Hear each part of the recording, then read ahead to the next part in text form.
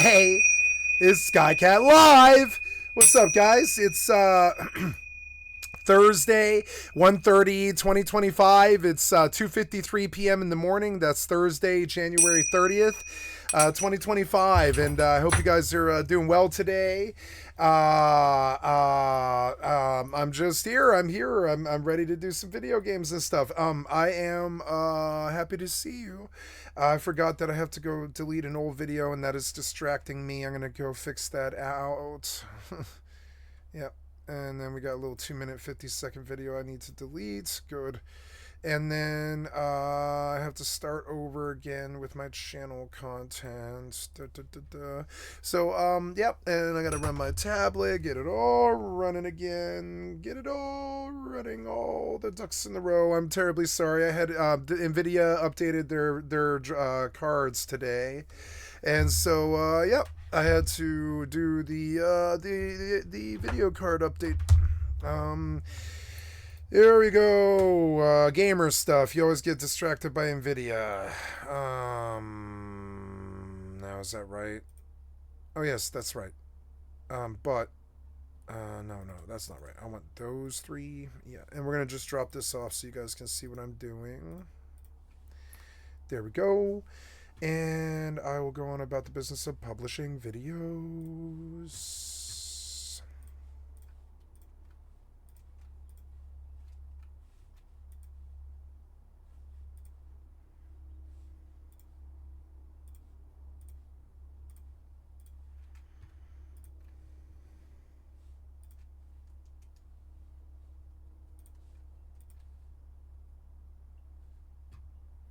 The journey is the reward. Absolutely. So,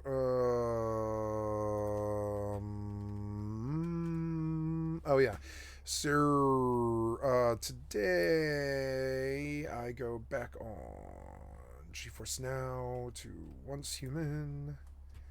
Yes. And we reload. How much money do I have? $2 bill. Not bad. I mean, I didn't make that much. Completed. I only sold like 1, 2, 3, 4 things about 8 hours ago. So that's weird. Usually it's more than that, but that's okay. We did post a lot of stuff. No clears, huh? Okay, well, that's okay. Some of it is coming.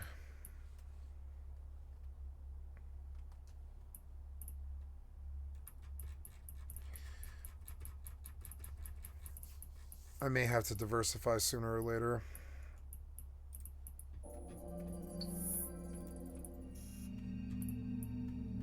Nice. Now this cost me 10, but I made so I guess yeah, but they buy them. And if I win, I just take their fucking money, which is just yeah. So then sort by not by end time, but defaults.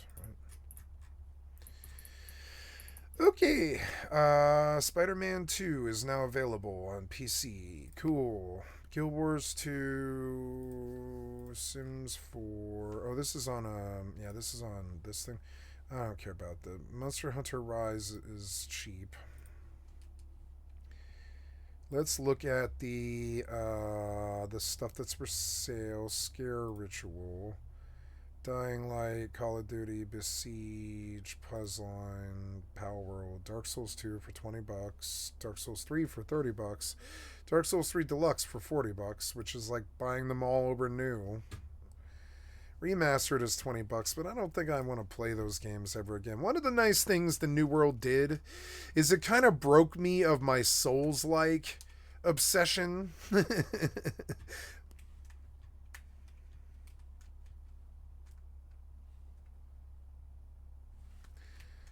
I love my new ship. It's so fucking dope. It's got like these blue lines everywhere and stuff. Yeah, it's so dope. I love this game. So, okay, what do we do? Now I buy silver. Oh, not yet. We are getting on Once Human. Don't remind me today. Confirm, enter, go. North American, oh, Prism Clash. Okay. And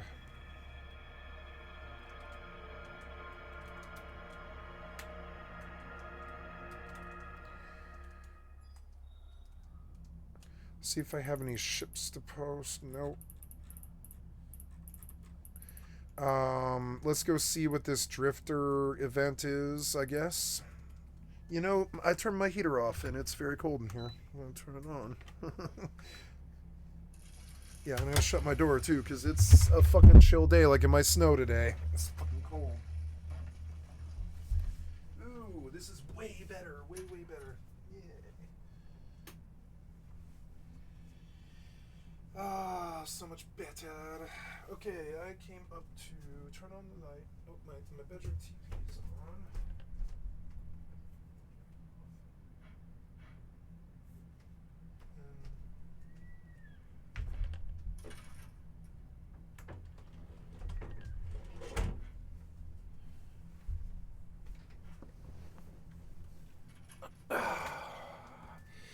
All right. I will go see what this drifter event is. Eve Drifter, whatever thing. Drifters protests in the roadmap that isn't. Eve Universe Show by Ashtarothi. I thought Ashtarothi like quit. Drifter wormholes. New Eden's highway in the sky.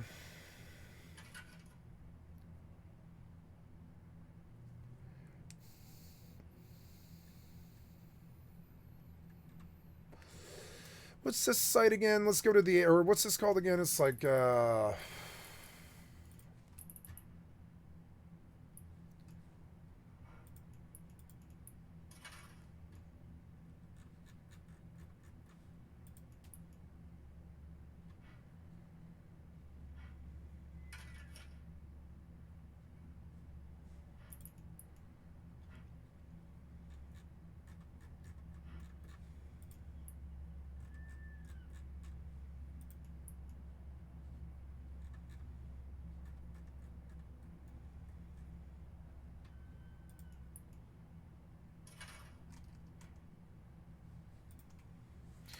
you know, I think the sound effects are far too high on Once Human. It's annoying. All these incidental noise comes in and it bothers me. I'm going to go drop it down to like 7. It's like a low... Yeah, like a low volume. There we go. My microphone was down for some days and I didn't know. I don't really understand that. Why did Microsoft turn my microphone to 23%? Fucking annoying. I can't stand Microsoft. I can't wait for them to die. I swear to God, they actively work against me. I did not change the volume on my microphone. I have not changed the volume. I have very pointedly, do not touch my microphone. I don't ever touch it. So when it changes, you just wonder if somebody fucked with you. Some hacker or some fucking Microsoft thing. I don't change the volume on my fucking microphone ever. And it constantly changes. It drives me fucking crazy. It's Windows. Stealing.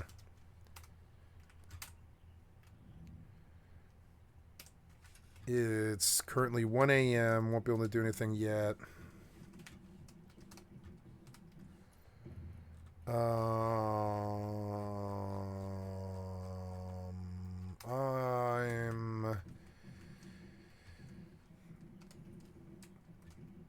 going to look into making a couple of guns, maybe. Now that I have bronze ingots, I don't know if I have the mats.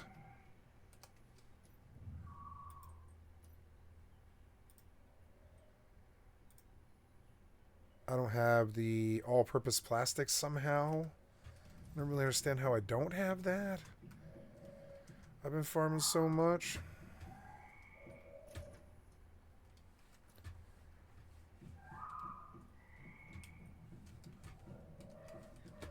Like, I haven't made anything but 2 guns. How do I have no plastic? I don't know. Maybe it's solar panel ate it up or something. I don't know. Oh, did I put down a solar panel? Yeah, I think I did. Yeah, can I make...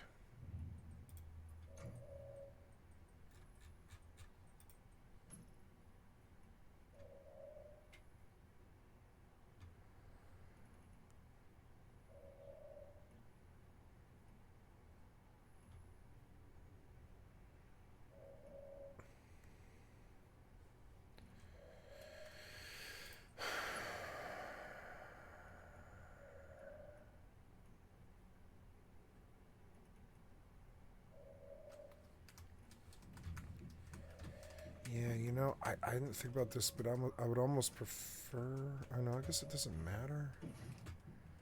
But we could take a look at that, yeah.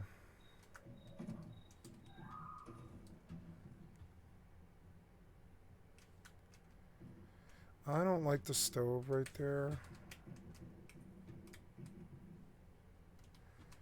Maybe right there? Yeah, that's a bit better. And then...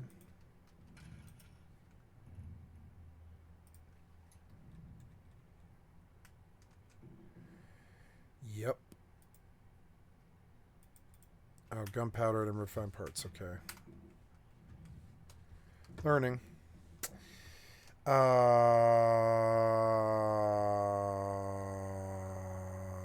Let's go see if it's on the Eve launcher. There's the Lunar New Year. Lunar New Year. No, it's not saying anything. Oh, Drifter Crisis. Here we go. Drifter Crisis. So, Eve Drifter Crisis. Come on now.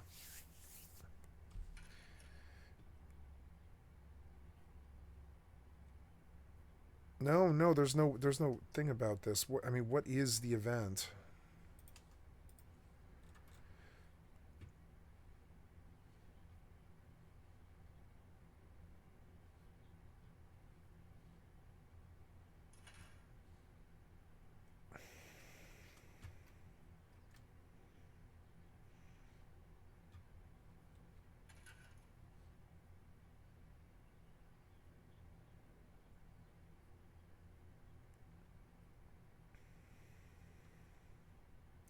Yeah, but what do you do? You're like not giving us any hint of where to go or what to do.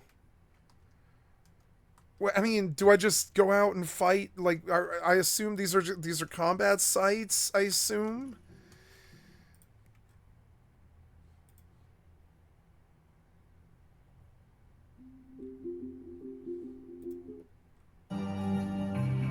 Thank you, Ash Tarathi. I'd like to sub to your channel. To see as things develop.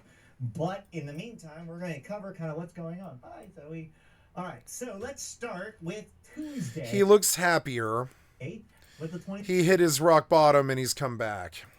25. I remember he quit. He fucking full blown quit. Beyond Director's Chat. He was like, bye, I might even be suicidal. I think he was like hinting at being suicidal and shit. He was like, bye, I'm done with this. I'm leaving Eve permanently. I remember the videos. It kind of upset the community a bit. It's good to see him back. He's looking a little bit different, looking a little bit happier. A lot about kind of maybe made the realization that it doesn't matter.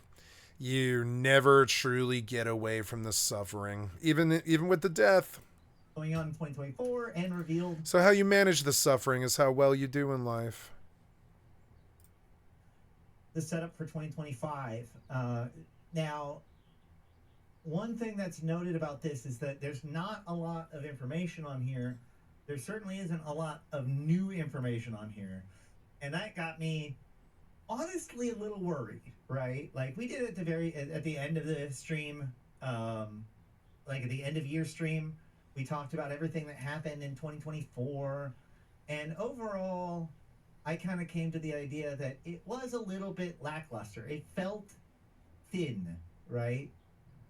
And so we were kind of hoping that we see this big stuff coming this year. And with everything kind of the Revenant expansion was less of like a thing. Now, granted, it did add a bunch of stuff. It added new ships. It added the mercenary den and all that sort of stuff. But the biggest thing it did was add a promise for the future, right? The entire focus of the Revenant expansion was about something is coming, right? This is the calm before the storm. And so we've been waiting for this coming thing, some very interesting stuff, at least for me. He's out in a... spawning everywhere or just low sec and high sec? Unclear. Beacon type on Hubble leaks? Threats will unlock a crisis resolution operation at the heart of the affected system, the successful completion of which will force us in it. So, going back to patch notes, we see systems under attack can be found in the new interstellar interstellar events in the air. How the fuck would I know that? Who the fuck's reading patch notes? I mean, come on, man. I have never read patch notes in my entire life unless I was in some competitive scene like Gladiator or something like that. Who the fuck does patch notes, you fucking nerds? I'm sorry, but I'm serious. Like, who the fuck reads? Who has the time to read patch notes except losers? Like, so tell us what the fuck to do. Tell us what to do. A lot of your choices have started to seem a lot worse lately. Oh, damn it. 50,000 skill points. I mean, 75,000 skill points. I'm gonna get 125 redeemer skill by dragging this item into a character selection or by finding in your Neocommon inventory redeem items. Okay. So air. I mean, what do I do? This thing is not easy to use. What the fuck do I do? Where do I go? I don't even know. In the air industrialist. Is that what you said? It's in the industrialist thing. I know. Interstellar events section of the air opportunities window. So, I mean, that is so specific and so stupid. Opportunities window. Activities. Opportunities. Okay, opportunities. Epic arcs. Factional warfare. There's a medium. Yeah, no, that's a Caldari medium.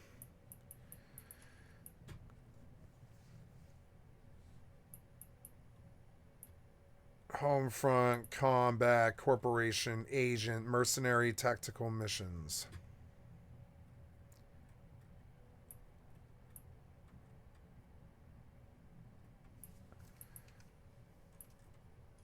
Events. I have rewards sitting here. Damage other capsuleers.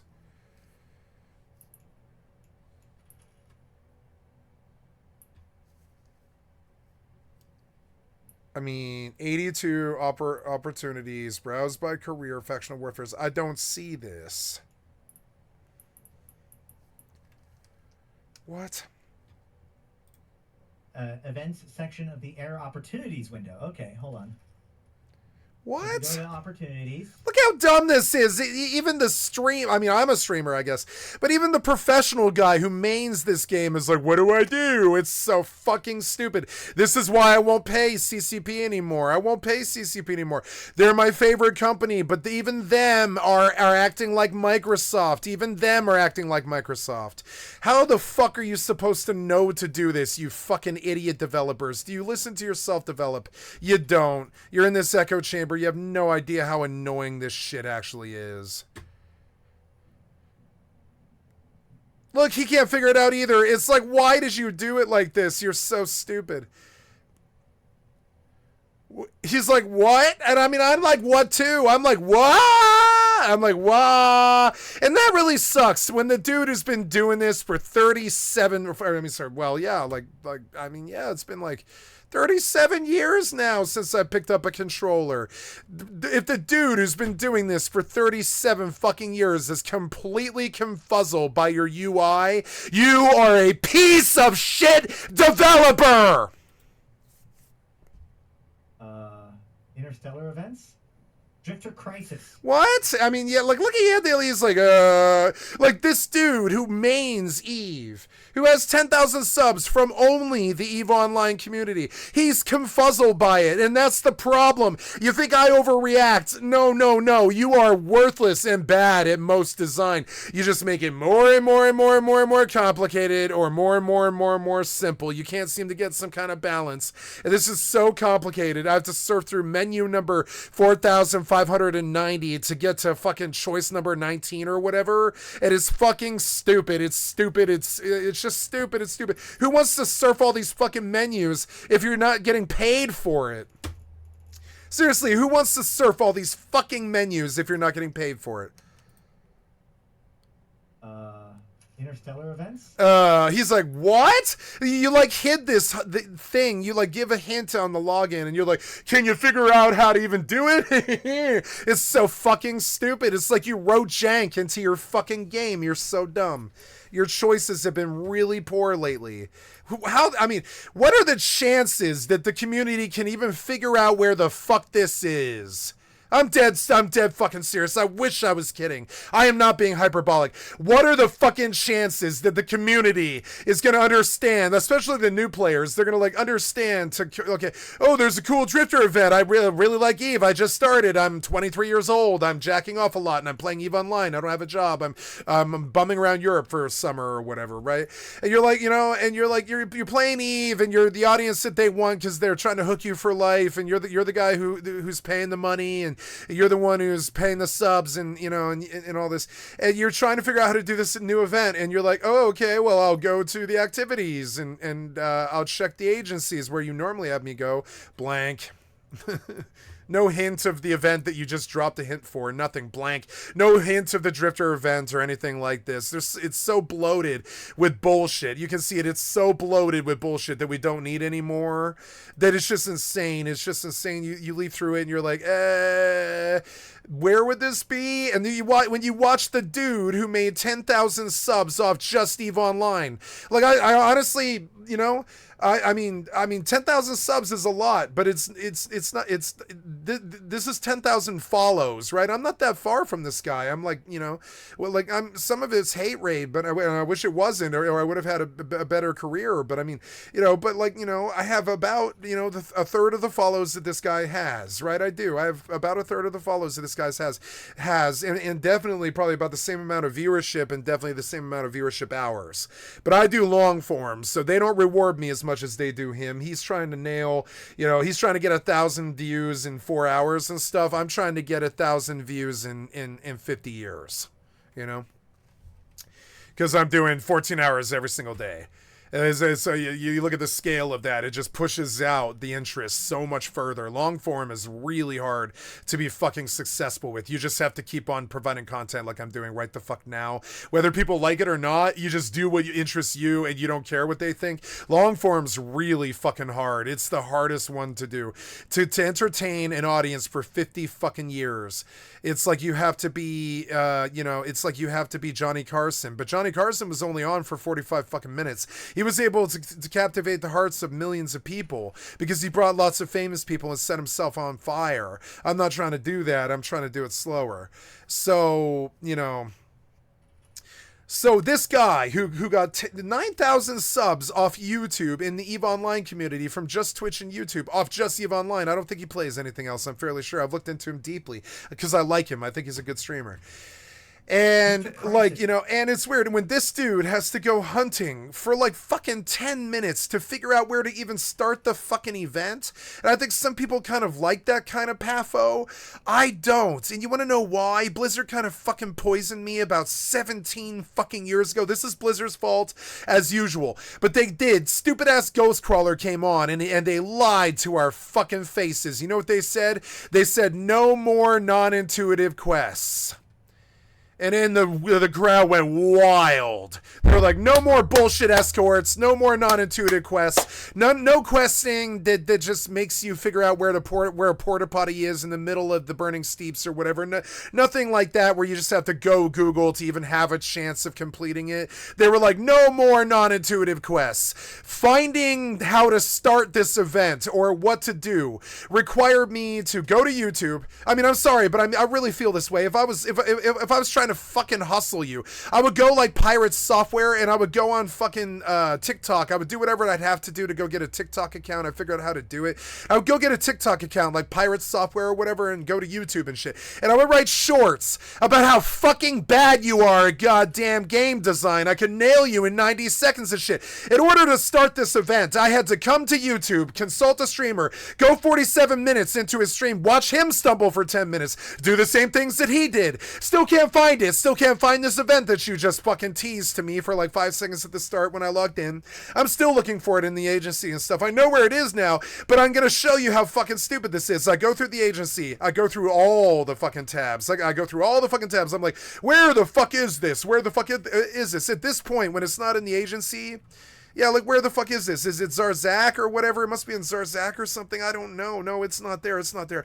So, like, you're like, it's not a resource harvesting. I'm not mining. So you just keep on going. You're like, nah, what the fuck?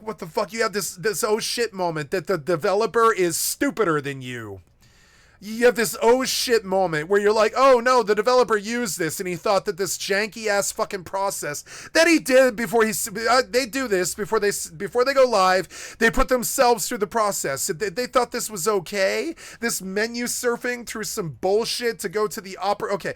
If I'm going to an event, I guess opportunities sort of make sense. But I mean, like, so I go all combat anomalies, daily goals, epic arcs, factional warfare, homefront operations, interstellar events.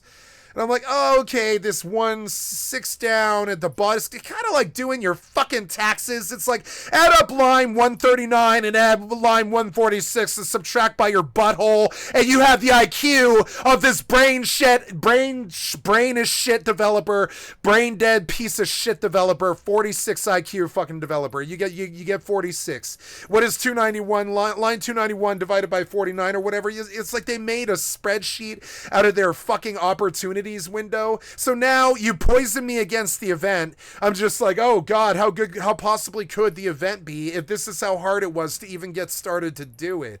How good could the event be? It's already wasted so much goddamn time and not paid me that I wonder if that's just gonna be the experience the entire fucking way. And it's like this on this game. It's like this on this game. It's like this on fucking this game. It's like this on every fucking game. It's like you do this on every fucking game. You're like, yeah, surf 50 menus to figure out some bullshit thing to go to some weird place in the world you've never been to go find some fucking non-intuitive thing so it pays you a little bit more money than you normally make on your fucking slave grind because you're addicted to this substance. And it's like, it's cool. But, like, at least make finding the fucking event in the fucking menus easy, at least. You know? And this is another reason why I've let this sub fucking lapse. And I sit there 14 hours a day showing an orange fucking circle, proving to you that I will not pay for this bullshit. I will not pay for this fucking bullshit. Notice all of the games that I'm playing are fucking free. All of them. Eve, it's free. It's free if you're good at it. Like, it's not free if you suck and you not suck, but it's not free if you haven't spent 10 years doing it. It's not free. It's really not. But I mean, like, it's free if you're good enough at it that you don't need to fucking buy anything. You don't need to go anywhere. You make so much money and you thrive so much that it doesn't matter what you do, whether you pay for the account or not. They let us on for free like 11 years ago. So now this year I just stopped paying them because this bullshit fucking sucks. I'm not even angry at them. I'm just fucking spinning the loop like I always do, pointing out to your fucking face, right to your fucking like idiot face, how fucking obvious your bad design actually is. You're not hiding it. You're not hiding this. So we'll go do the fucking event. We'll go do the event. Yeah, look at how annoying that is. I have to like right click this and go to location and go to set destination. Couldn't you just put a button here or whatever? Yeah, fucking track this or whatever. Yeah, track this thing. I guess the track is the same thing. Yeah, I guess that's kind of the same thing. We'll go bite and we'll go see what the fuck happens, but I fucking doubt it. You know, I doubt this is going to be fun. And it sucks, and it's like, I feel all the time like copium lost. Like, I go and I put up with your bullshit just to go see if it's even remotely fun, and I often come back with an answer of no. I have to come back with an answer of no. It's unfortunate. It drives me... I mean, who knows? Maybe the event will be good, but look how fucking hard it was to even start, you know? And it's like, how possibly good could it be? How possibly good could it be? And like, honestly, it's kind of like when you stand in line for an hour and 40 minutes at a fucking roller coaster, and you're looking around at the fucking 35 other 35 other theme park rides that are around you. I'm using a metaphor here if you can't tell. And you look around the 35 other games that are out there that are super fucking fun, that are standing right next to you, that really wants you to play them. And you're like stuck on this one game that's in the back that's shitty, that's got a population of 30k left and it's like struggling and shit. And you're like staying there because you actually really like the initial fucking vision. You do. And you stay there. But then you stand there for an hour and 40 minutes with non-intuitive quests, and you have to address how fucking annoying this is and how annoying the developer actually is and how much you dislike the treatment. You sort of have to like socially address it with yourself. You're like, I don't know, can I do this with them this long? You're like kind of like, oh no, the failure is so bad. The abuse isn't like, it's not negligent. I'm sorry, the abuse is that of negligence. It's not that one of violence or mistreat. It is an abuse of negligence, and in a way it's just as bad. It's kind of this passive aggressive negligence abuse where you know you have our money, so you just don't make this shit that good. It's stupid. You have our money. You know that you don't have to do that much. You only have to do like the base common denominator to keep us there. That's it. And that's what they do. And so then I go menu surfing to try to do this event that you captivated me with. And I don't understand how you captivated me with, but you did. You captivated me with a fucking event that better fucking give me a blowjob at the end of it. And it's not going to, and I'm not going to like it. All the bullshit that I went through to just start the fucking event. This is that non-intuitive questing bullshit. Now, this is the least intuitive game that there is. You know, it just is. It's some parts of it are simple and intuitive, but like overall, it is the densest, hardest game to get into in history, I would say. So like, you know, I would say this. I believe this to be true. I believe it is. It's not like it's a hard game. It's just the densest game. It's the hardest to get through, to learn all of the stuff that you need to learn to be successful at it. It takes so much goddamn time that it's just dense. Would I say it's hard? No, because in the end, you just press the F1 key and pray. In the PvP anyways, you press the F1 through the F6 keys one time. Maybe you switch targets a couple of times, but no, in terms of skill, the game is the easiest game ever played. It's probably easier than Pokemon. You know, but in terms of knowledge and depth and not dying and not getting ganked and not getting robbed or fucked on the market or whatever, or learning how to go to this event or anything like that, as you can see, it is like the densest game ever made. And the non-intuitive shit, it's not really that fucking cool. It's very difficult for me to hit the undock button. It's fucking hard for me.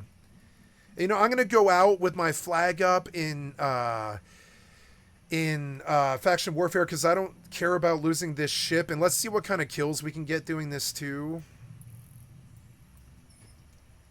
And so yeah, Gratz, you got me to leave the station with the promise of an event, but it was already so poisonously, toxically fucking dense in trying to even start the event that I'm not sure I even want to do this.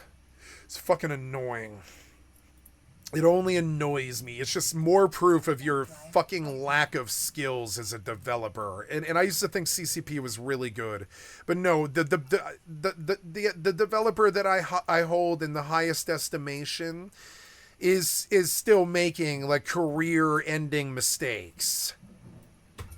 They haven't made the combat flashy. They haven't made it fun. It doesn't feel good like watching fights in Star Wars or Battlestar Galactica or lesser ones like Star Trek or whatever, right?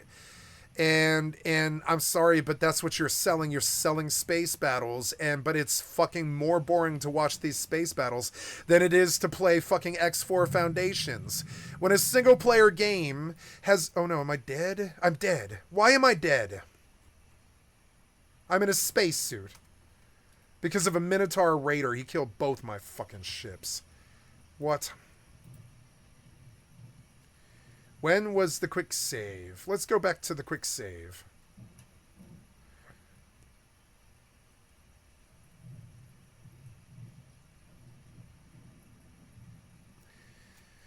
How am I dead?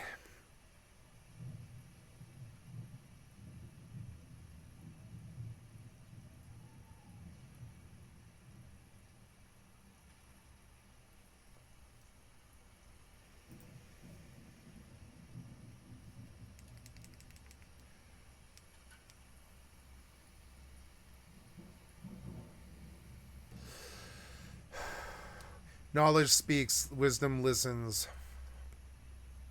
I love Jimi Hendrix.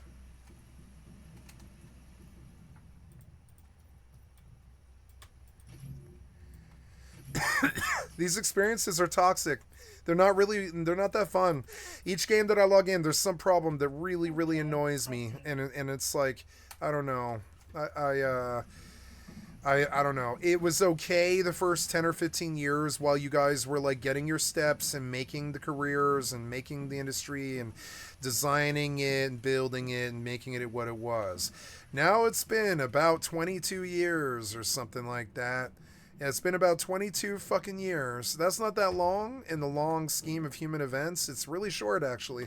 You can make an argument on both sides that we're infancies and we're toddlers in our infancy when it comes to video games. But we've been doing this for 22 fucking years. And we're nerds. We're not stupid. We know not to make these negligent fucking mistakes and you know, and putting labyrinths in your menus and stuff like this. We just know better than to make mistakes like this, but you do it anyways. You make labyrinths out of your menus and you make it too slow. You make the travel too much, the time sink too much, the grind too much or too little. You don't do base building when you should, or you do when you shouldn't, or I mean, just this other stuff. And by you, I mean the entire industry. It's not just one company, it's the entire industry. They bungle their way along. And but the problem is these are simple things. They're simple things that the players could tell you. When you as a developer are playing the game and your belly sinks when you realize that maybe that mechanic isn't as good as you wanted it to be, you can't imagine what it's like to be us as a player. It's like you've been completely disenfranchised by this thing that you believe in, and you're like, oh no, the game left me stranded. That's how it feels. It's like the game's your boat, and then it leaves you stranded. And you're just out in the water with nothing. The boat starts sinking. And you're like, oh, really? I really believed in this fucking boat. And it's starting to sink. And you're like, oh, really? And that's kind of what it's like to like your guys' work in 2025. It's fucking annoying. It's not that I'm bitter or old or malding. It's that the mistakes are so glaringly fucking loud and so glaringly fucking obvious. From the way that the politicians have handled our government to the software developers and how they've handled operating systems and AI infrastructure and the internet and the dot-com bubble. It's the way that there was all the Sam Bankman-Fried theft and all the problems with Bitcoin and Bitcoin NFT bullshit and all this and Bitcoin theft. It's in everything that we do. Every time that we do something truly great like Bitcoin, we fucking sully it with rape, murder, and child molestation and shit like this. It's fucking weird. It's stupid. And we make the dark web. We steal Bitcoin and shit like this. I don't steal Bitcoin, but I'm saying like it's just weird. It's hard. It's hard to stand.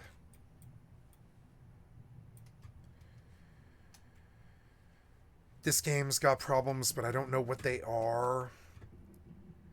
It's the combat is too bullet spongy, and the AI isn't hard enough.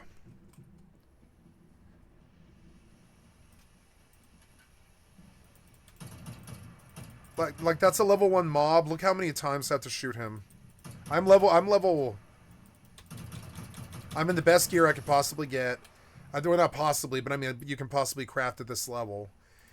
And I have the eye level that I should and all that stuff. You saw that level 1 mob. It took goddamn 19 headshots or something like that. We don't, I mean, they think that because they're making an RPG, they need to make bullet sponge. But I don't know. That's the big disconnect that they've got to fix. Bullet sponge it just doesn't, it breaks the immersion. It breaks the immersion really fucking bad. Like really bad. Breaks the immersion in an unacceptable way. Because you're like, I just fired an LMG full mag into something, and it's still living and still up my thigh with a knife. And it's like, no, I just dumped the mag into this thing. I don't care if it's goddamn the Terminator. Even the Terminator would die.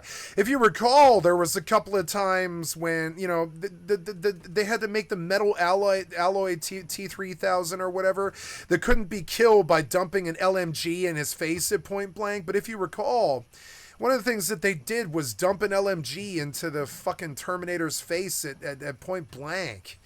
Just to prove that a good Terminator doesn't die after a whole mag of LMG in its face, right? It just gets the job done and assassinates something. But this does not work for mobs. This does not work. Do you see it? It just doesn't work. And I mean, you know, I said, like, I don't know what this game's problem is, but no, I came directly right the fuck to it. I came directly right to what the fucking problem is. I came directly to it. I'm in full eye level gear. I've got everything I should have. That thing is level fucking 1. I don't know. It's something about the mode or something about the mode. Something about it. The levels matter a lot more in this mode. It might be something about the mode, but it still breaks the immersion. It doesn't matter if it's the fucking mode. It doesn't matter if it's the developer or what. We still don't know what you're on. We're like, what are you on about, silly developer? It doesn't take this many shots to kill something. Doesn't matter if it's the Terminator.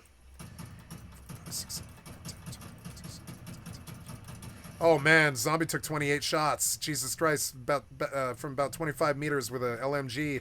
Yeah, I don't think the zombie took 30 shots. I just don't think so. And that breaks the immersion. I understand. I'm very sympathetic to you as developers, right? Because I want to see those numbers fly. See the numbers fly, and I want to see the help bar chunk. But the problem is, it doesn't look, the mob doesn't look like it would take 25 bullets. It just doesn't. It just doesn't look like that. You understand? Do you get what I'm saying? Hold on, I gotta go make sure my YouTube's on. Son of a bitch, it's not. I've been on for 40 minutes. Damn it. Go live, damn it. What is it, the 30th? Yeah, it's the 30th. Oh, how I hate you, YouTube developer. You're so fucking incompetent. Let me count the ways. Let me see. We're going up under once human. Yep.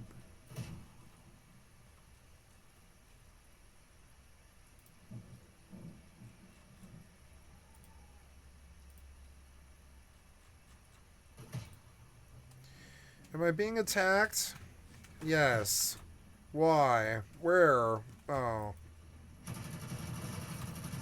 Just standing here. It was a pat? Yeah, I guess it was a pat. Like, with a little bit of the right polish, this game would be so good. It's 2 in the afternoon. I should get over there and do something. Opening the chest was good. There's a lack of reason to do all this beyond pure fun. Fun's the reason. Usually it's good enough. But I don't think leveling up this chart is good enough anymore. I don't think so. I don't think leveling up charts is good anymore. It's not good enough anymore. It's part of it, but it needs to be something better, I think. I don't know what it is. Like the industry is not evolving.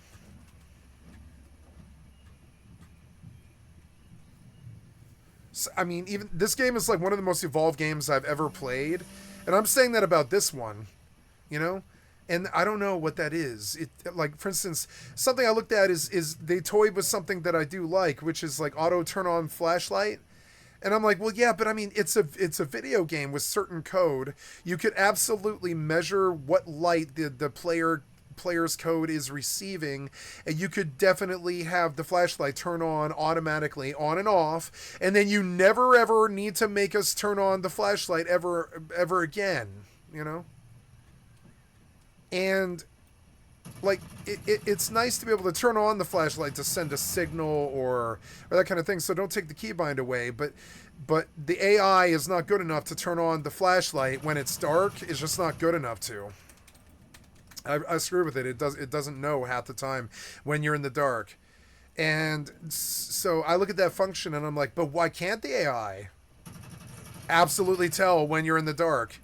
If the screen is dark, the AI can't see that, or what? The AI can't tell if the screen's dark?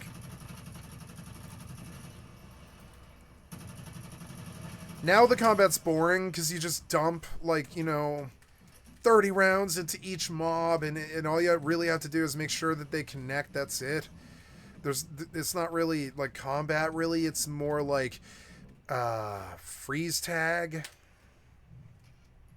There's no byplay to it. You just show up, put the mob in your fucking sights, and like dump 30 fucking, you know, rounds into it, and it doesn't respond, and it doesn't move, and it just stands there. And these are problems that made me sort of, you know, work away from Once Human when I first originally played it.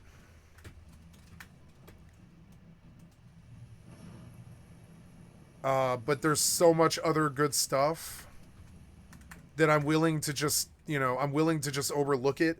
Like I'm able to live in the base like it's a lifestyle.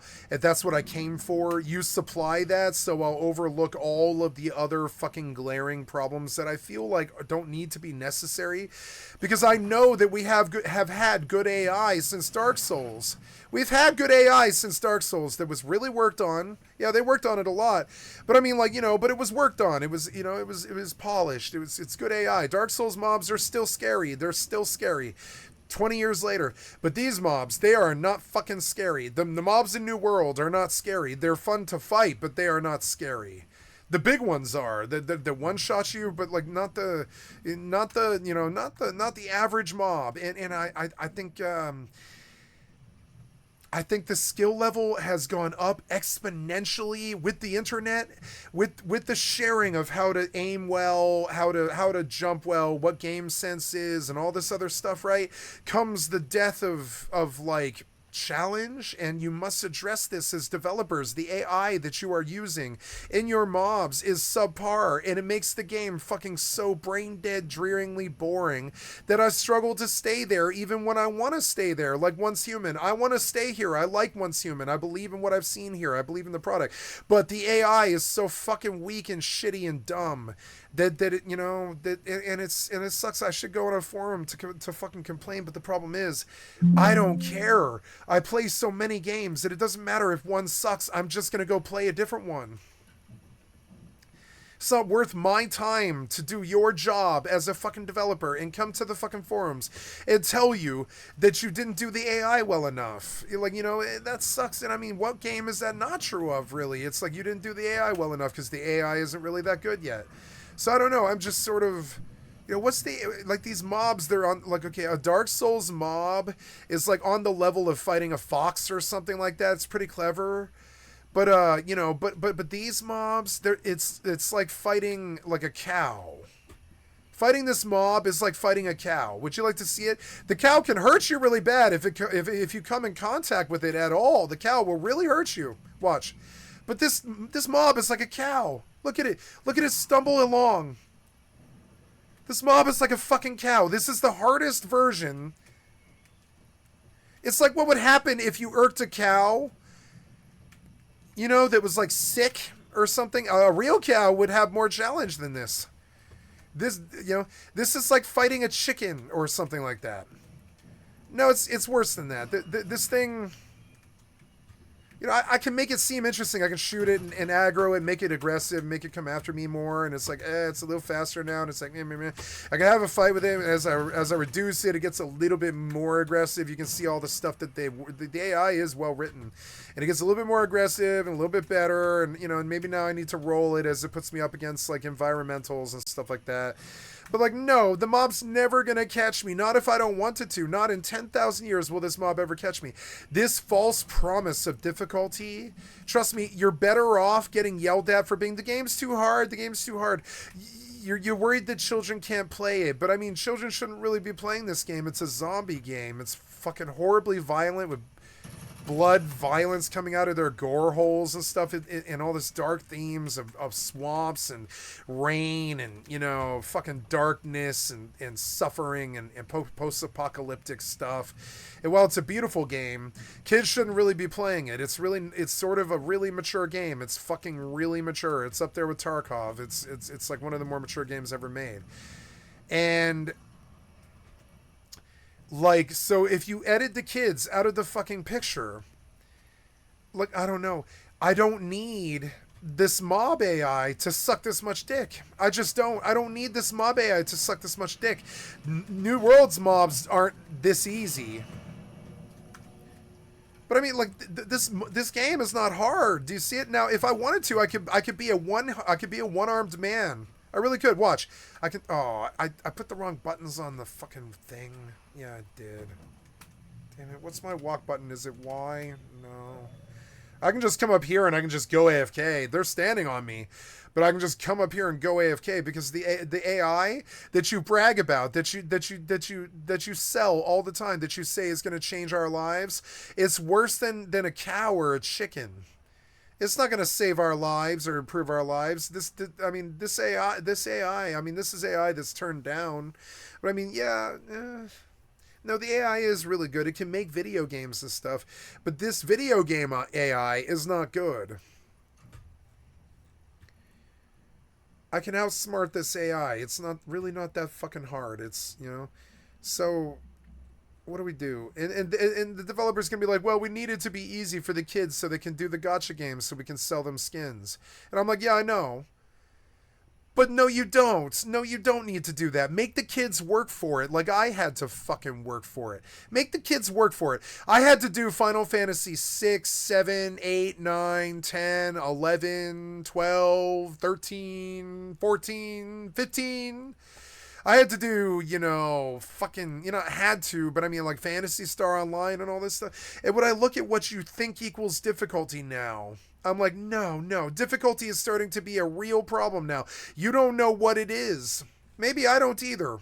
To be fair, I don't know what difficulty is. I'm not the developer. I've listened to Timothy Kane talk about it. I've listened to other developers talk about it. I've listened to gamers talk about difficulty a lot this last couple of years because I know something is going on in my own personal style. I know it's happening. I'm very aware of it. I'm fucking aware of it. I need the game to be fucking hard. I know because I've spent 37 years sitting here. I know I have. I need the game to be fucking hard. I need this universe to kick my fucking ass. I absolutely do.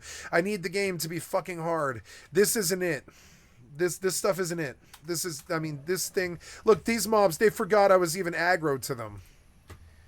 And I'm sorry, but it makes it very difficult for me to stand by these mobs like this and consider you to be good developer. And think of the game as good. It's a good game. But the bullet sponge of the headshots, it just breaks the immersion. The tanking of the mobs, the way they're just standing there. I mean, they can't do anything, so they didn't try. I think they write that into the AI, because if they try, the pathing just looks horrible, right? That guy's got the Fallout thing where he's T-posed to the sky. Because the Asian developer wanted to like mock Nate, Nate Perkypile.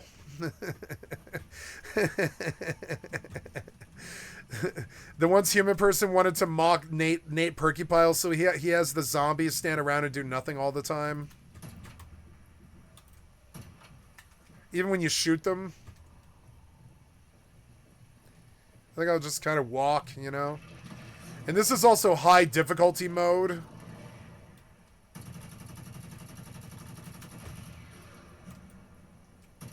I don't know why you gave me an LMG this early. I don't know. It's sort of... There's stuff that this game does that violates the tenets of survival a little bit. I like the game, and I don't mind spending time here, and I will spend a lot of time here.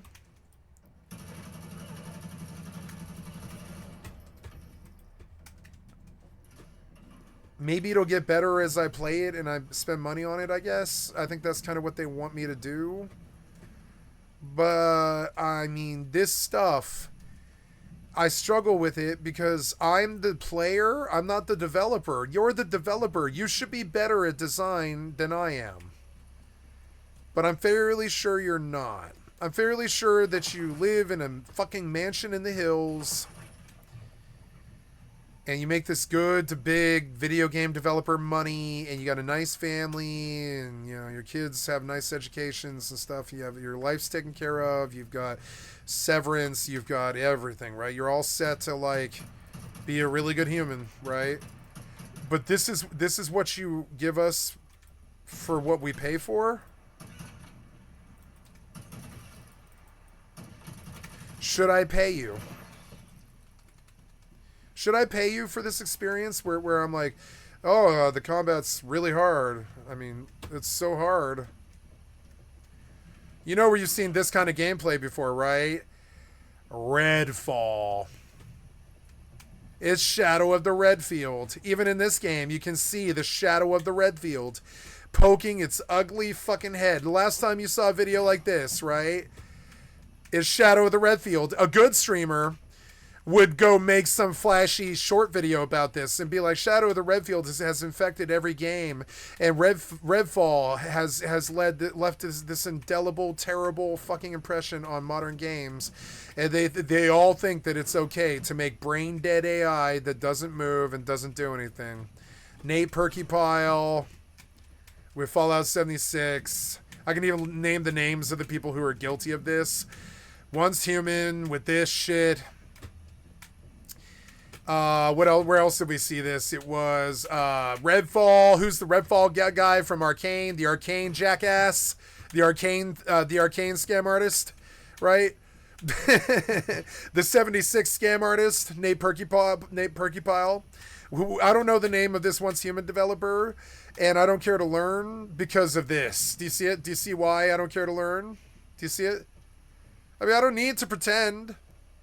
It's just. I'm sorry, but and it is a really slow walking zombie. Not all the mobs in this game are to be fair, you know. But no, this is not good zombie gameplay. You know what good zombie gameplay is? I would say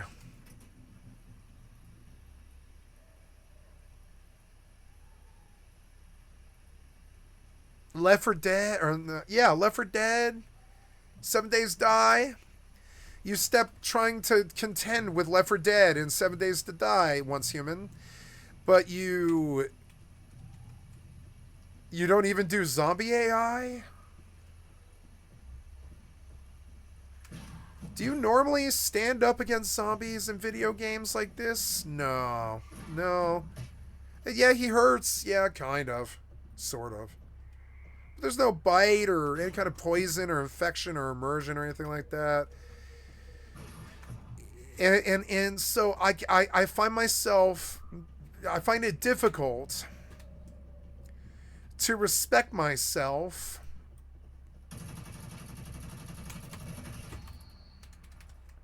when I'm here, because this combat, it's if I die to it, it's because I just don't care to even, you know, interact with it. I just stand there. I hold the right, like, honestly, I don't even do that.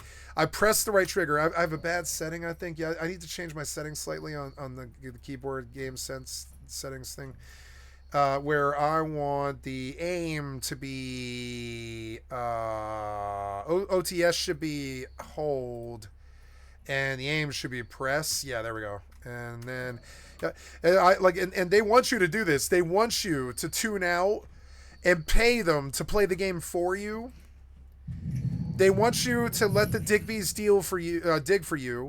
They want you to go to the monument and then stand there. I know, because I find myself doing it. I can see that it's the path of least resistance, right? We surrender, rainbow suspenders, you know, kind of thing. It's like the least path of, it's the we surrender, least path of resistance, right? The developer wants you to walk up, not move, press the right click once. You don't even have to hold it, right?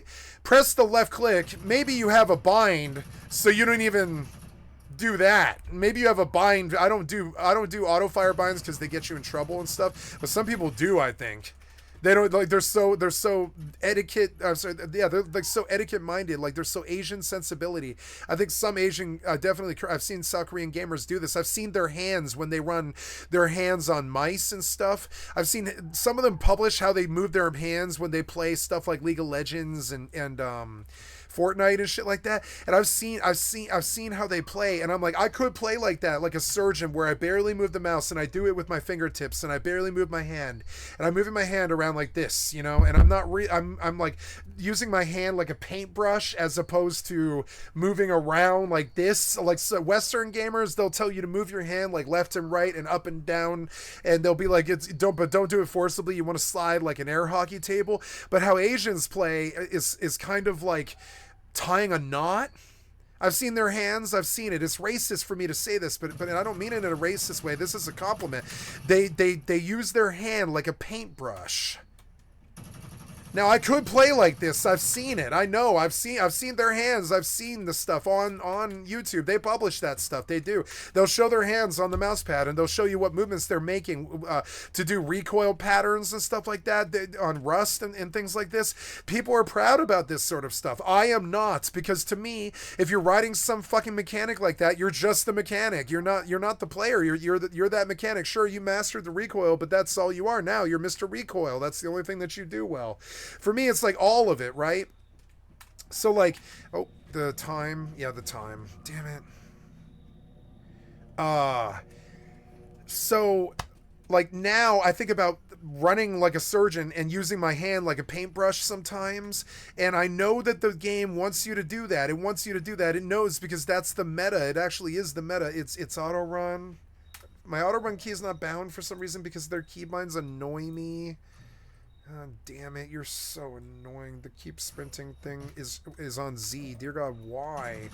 I don't ever put Z on anything but camera. Why did you change it? Ugh, fucking developers. You know I've never kept Z bound as anything but camera. You're so dumb. How do you switch view?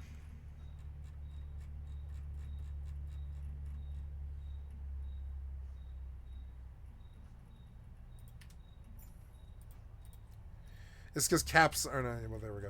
It's because I hadn't done it yet. Because they're constantly reset your controls. Because they're not actually good developers yet. Yeah, I want it on X, and I want the wheel on Y.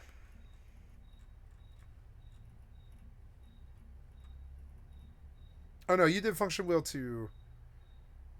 Oh, to H? No, I don't want H. I want it on Y. Yeah, Y makes more sense, actually. Yeah, yeah. And then, okay, cool. Yeah, that's better. So the developer wants you to press an auto run key. I'll show you exactly what the developer wants. I know what they want because I'm probably their best fan, honestly. I probably have the most hours out of anybody, really. It's insane, but. So the developer wants you to tap your auto run key, and I constantly have to fuck with their keybinds because the developers are really incompetent, like seriously incompetent. Now, I couldn't do what I was trying to do with the right timing because he fucking pop aggro and linked me.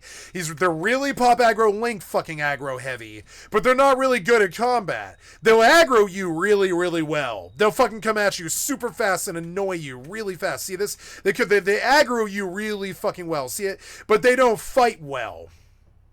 See, he's on me in like 3 seconds. I would say that actually was really good, like, design. He was on me in 3 seconds. But combat, he sucks dick at. Do you see it? That breaks the immersion. So now, I'm going to talk about how laziness is affecting the meta a little bit here. And I could do a video, but why? I publish 14 hours a day. Watch the fucking video if it's good content. So I'm going to talk about how laziness is affecting the industry, right? So I press the X button. I walk forward. A lot of people use R, but I can't double bind because the fucking piece of shit developer is goddamn brain dead, clueless, incompetent. And I've been double binding all of my goddamn life, but the developer doesn't seem to know that, or doesn't have a clue, or we don't know. Maybe they don't play video games. Maybe they're in an echo chamber. Maybe they just have a low IQ. That's the base assumption that we make about them if they don't let us double bind keys. Because we don't want to bind 46 keys. We want to bind 20. You're fucking stupid. I want my jump key as the same thing as like I don't know.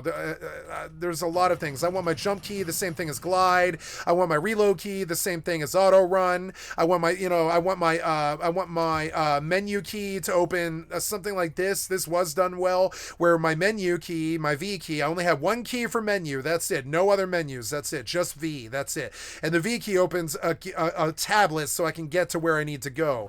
And the only other one that I do use is tab as map, because I have to open the map so many times in my career that I need a fast map, so I put it on tab. You know, I do. I put map on tab because I need it fucking fast, and so, especially in Rust, and so yeah, and so so let me do my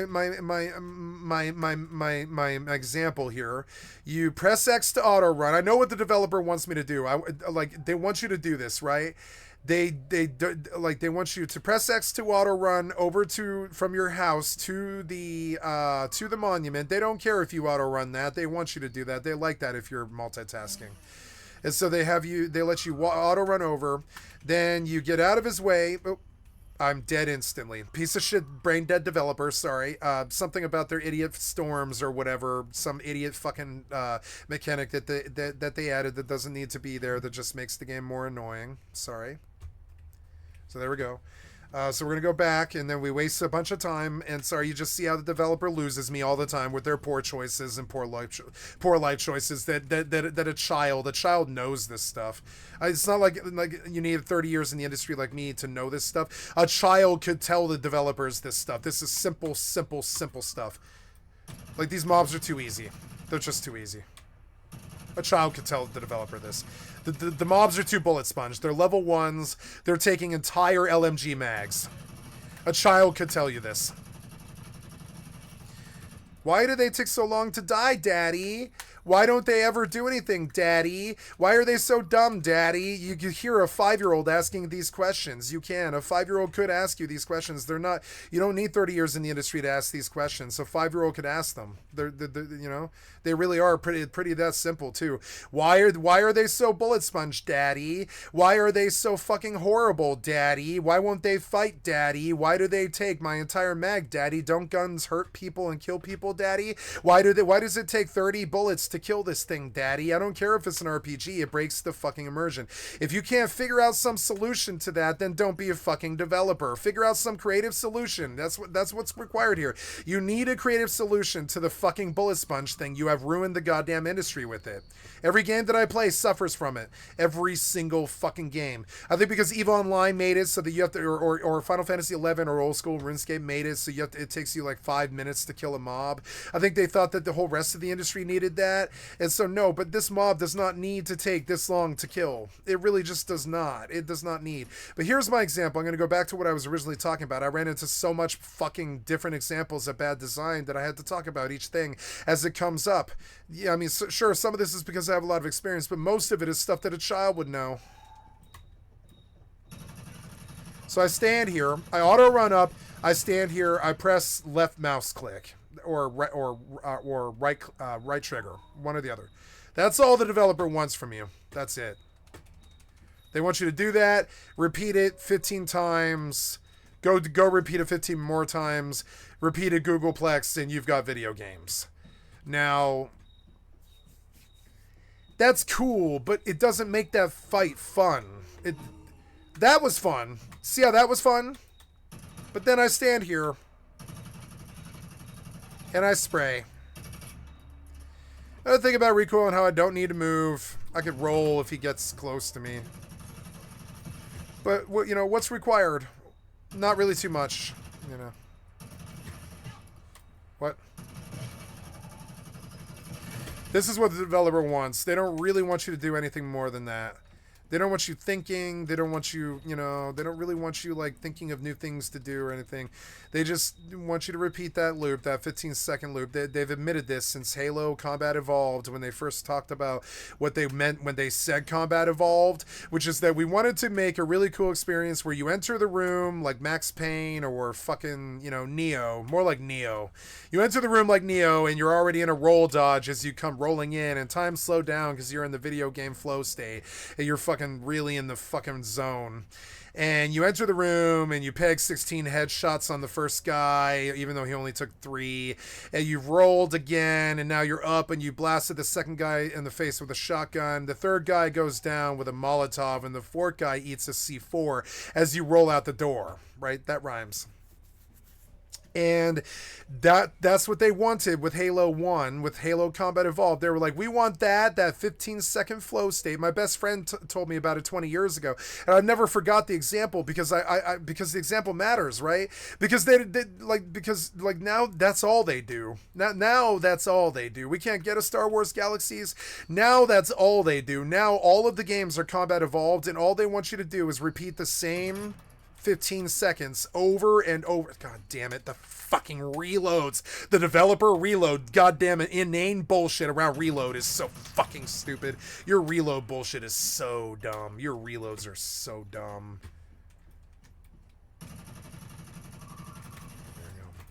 As somebody who has fired and owns firearms in real life, your fucking reloads and your reload mechanics are fucking offensive to me. They just really are. They're fucking horrible. Just about the only one that feels right is loading a revolver. The revolver feels about right. The rest of the guns in all of these games just don't feel right when you reload them. I'm sorry, but they don't. You're like, oh god, that's too long, or that's too short, or this is too long, or this is too short. The reload time. The fights are not... What's the word? The fights are not impactful enough. This is why Ready or Not's getting really, like, a lot of press. Maybe I should go try Ready or Not. Let's go take another look at Ready or Not. Did you load yet? Did you load yet? Yeah, Jesus Christ, you're fucking bad at what you do. Okay, so... You know how many times I say that every day? Like fucking 100 times. For every developer that I come across, I'm like, Jesus Christ, you're bad at what you chose to do as a life career. You're bad at it. I know it's easy to be a critic, but I mean, this stuff, though, how did you go live like this? How did you go live with this kind of performance? I'm sorry, but just, it sickens me. What are we doing? You're neglecting us with your fucking neglect. Your abuseful neglect. What are we doing? We are looking at Ready or Not, which is not my favorite thing because it's like Siege, but like much more cutthroat. Ready or Not is better and more brutal than ever. Let's just go look at it. Yeah. Face. What the hell? Lifeboats? Okay, whoever shot me either went through that gap or around that corner. You a civilian or one of them? Open up! Who cares? No, he's a civilian. Never mind. Down on your knees! Get on the ground now! Oh, they're not very compliant, are they? Doesn't help my situation when the UPF look like civilians. It doesn't, the NPC did not sell it, so it doesn't feel impactful to me. It should have felt impactful when I saw the first hostage take that I've ever seen in a game. It should have felt impactful. Maybe Payday's done it, but I don't like Payday or whatever.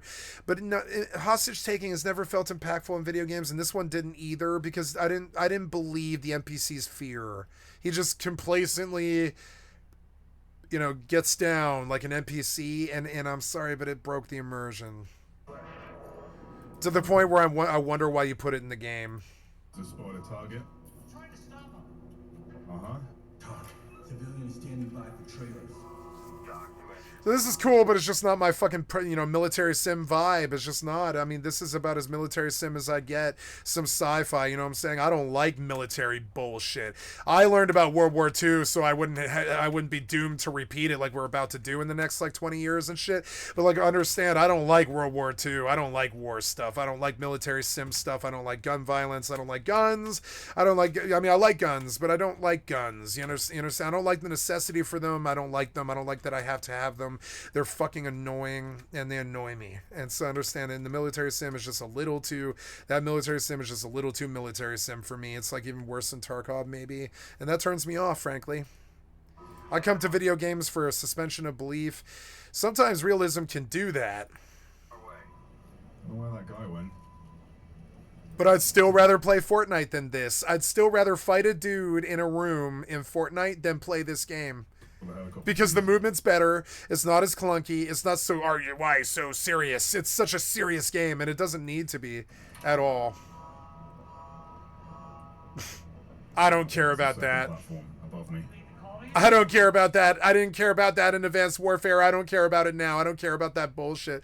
What's this one that they keep trying to have me play because it has hardcore mode? It's Operation Flashpoint or whatever the fuck it was, right? Yeah, is it Operation Flashpoint, I think, by Ubisoft or whatever it is? Yeah, like, I know that game's good. I know that game's good. But you couldn't pay me to be why so serious. You couldn't pay me to play that game. There's no way. I'm sorry, I just don't like military sims like that anymore. I just don't. I don't know how I got to be such a good Rust player. No, I wouldn't call me good. I'm not good. I'm not good. I suck at Siege. I suck at Fortnite. I lose most of the time in the top 50. I've got 700 wins, and I'm prideful about that. But I wouldn't say I'm good in the large scheme of things. No.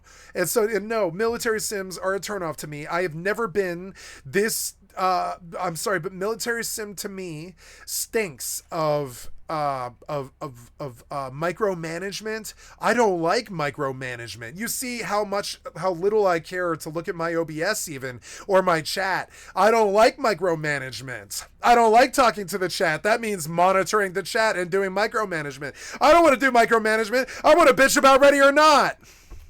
I don't want to do micromanagement. I don't like micromanagement. I think the world thinks that if you're a productive member of society, you have to micromanage everybody. I don't agree. I don't want to micromanage anything but Skycatlive. That's it. I don't want to talk to the chat. I don't want to, I just don't want to micromanage. I don't want to micromanage anybody at all. I don't want to worry about their feelings. I don't want to care about their day. I don't want to micromanage them. I don't want to do it. I'm resistant to it. You understand? I'm fucking resistant to it. I'm sorry. Go live your own lives and put me on in the motherfucking background. It's a new style of lazy that just isn't even a streamer, basically. I'm a streamer who isn't basically a streamer because I just put my life on the channel 24/7. I don't care. I live out loud, Timmy. live loud, Timmy. I live loud, Timmy. Because I'm autistic and I actually am on disability with the government. And I am Timmy, and I'm Timmy on the motherfucking internet. And I swear to God, I don't want to micromanage anything at all. Like honestly, do you see me micromanaging X4? And you can see how I approach X4. I think X4 is the greatest game ever made, particularly because it'll still let me play it. Do I care about him banging into this ship? No, I think it's funny. But am I going to do anything? The answer is no. Am I going to do anything about it? No, I don't care anything about that. I don't care about these games. I don't care about the micromanagement. I don't care about your accolades or you being good at CSGO or whatever. I don't care about that. I don't care about these things. I don't care about him shooting this guy. It's funny. Now, how you're not spraying at this point just to get them to push you is beyond me. I don't know. I'm like breaking the window. Yeah, shoot him.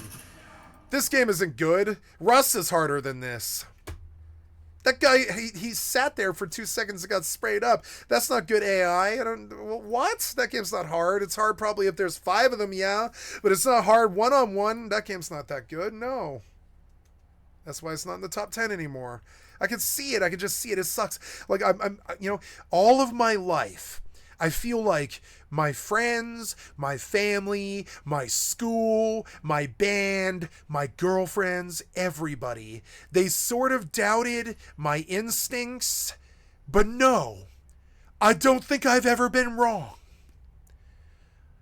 I don't think I was wrong about the women. I don't think I was wrong about the band. I don't think I was wrong about the clan.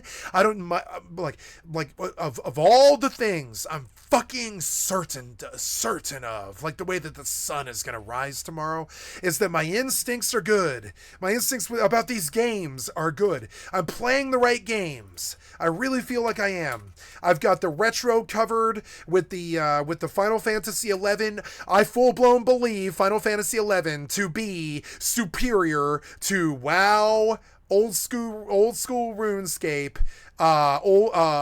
Brighter Shores, EverQuest 2, and Pantheon, Rise of the Fallen, and a bunch of other ones, right? I think that my game right here is better than all of those combined, even with World of Warcraft. I still think of Final Fantasy XI as a better game than World of Warcraft because there's still stuff I haven't done. There's still content I haven't technically seen because you couldn't possibly see it all. It's such a long, drawn out, old school RuneScape, fucking combat vibe, and you've seen me grind for 3 years on Final Fantasy 11, and you've seen server changes. I've gone from Nosomi to Wings to Horizon in the 3 years I've been doing this, and it's just insane. You've seen me hop servers and all this other shit, and it doesn't matter. The game never really ends. You never really truly get enough money. You never really truly, etc. WoW ends. I've been at the end so many times. WoW fucking ends. It's fucking sad. WoW ends like Diablo. There's this point where you can only do so much Cow King before you're just done with the fucking game. You know, you're just done. You're done. FFXI, EVE Online, Rust never really ends. The fucking experience is always different every single time. I would say X4 is the exact same. Like for instance, I'm on a save right now, but I happen to know that there's a gank coming in the future at some point, and I need to save again because another hour passed and the gank didn't come. Now that's RNG, and I like the RNG. It's like the gank that came may not come if you reload your game, but you may not have saved for like 5 hours, so you might lose 5 hours if the autosave got you past the point where you realize that your ship was blown up. Let's see if my escort's still alive. But this sort of worries me that I maybe don't have enough military presence now for the amount of advanced electronics that I'm moving.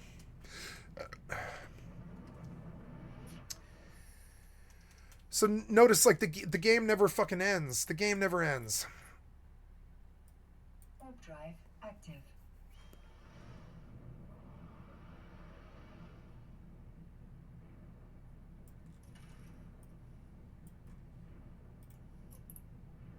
This is because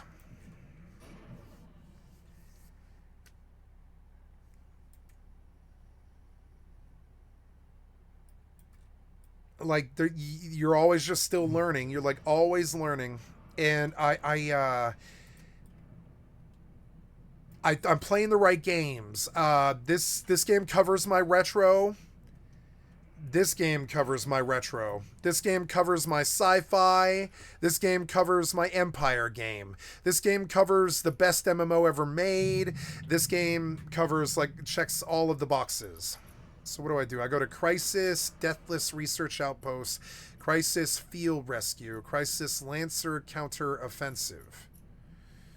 Let's go to, maybe I should look at the patch notes. I don't know. Let's just go experiment. Deathless Research Outpost. We'll just go from top down, I guess. As far as ships go, I'm about 2 tiers down from where I should be. Watchful Labris, whatever that is.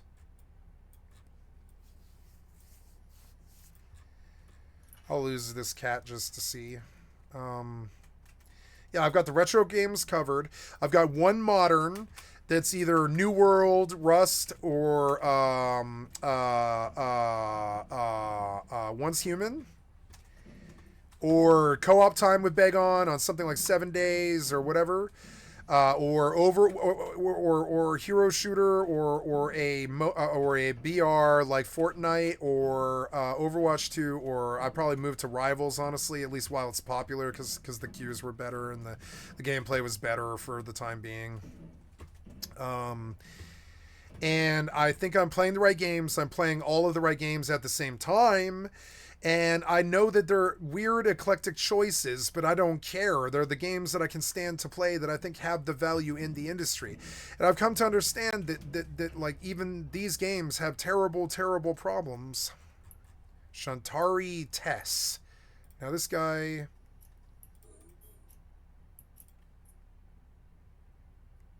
Drive active.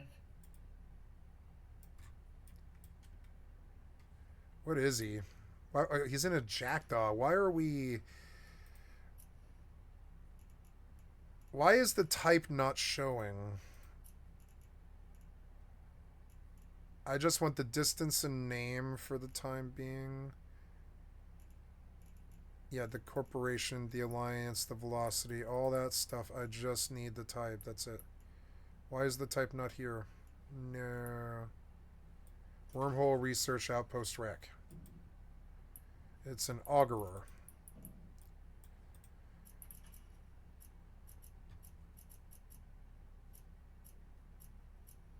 I don't know. Let's try the bottom, I guess. I don't know. Warp drive active. I'm playing the right games. I'm in the right place, and it's all about feng shui. It's all about balance, and the developers have broken the balance a bit. The lack of difficulty in their mobs in the games that I like. The fact that we've been doing this for 30 years and we do need a higher difficulty level. You guys have not been adjusting correctly. That AI, it was something you needed to worry about more in terms of the combat AI. You needed to worry about that more.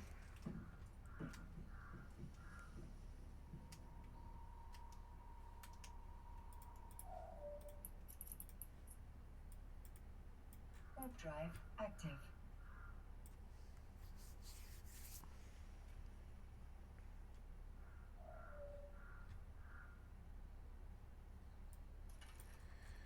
Here's a 5-man.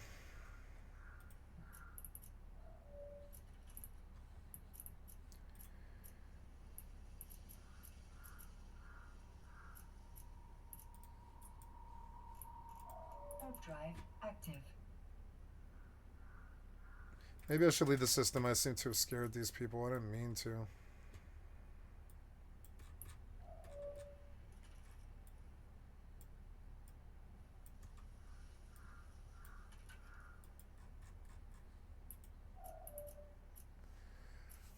It's because I'm in faction warfare. I should de-enlist, I guess. And let's go look in social fleet finder. Caldari State Fleet.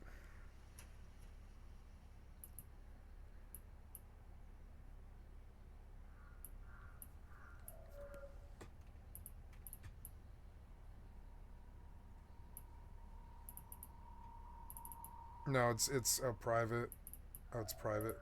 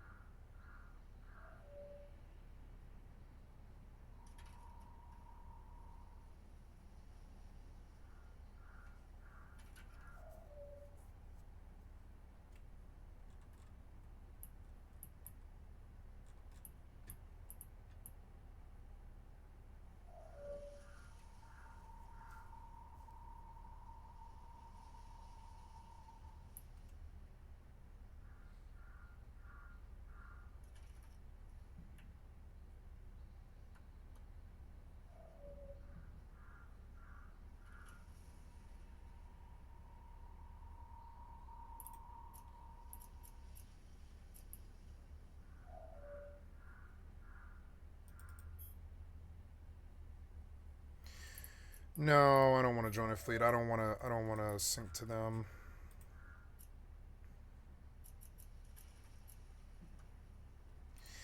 I believe I'll go to faction warfare. I don't think this event's for me. See, I didn't even make it. Fucking annoying. Like already, I'm like, it just wasn't. It took too much time. It wasn't fun. It's annoying.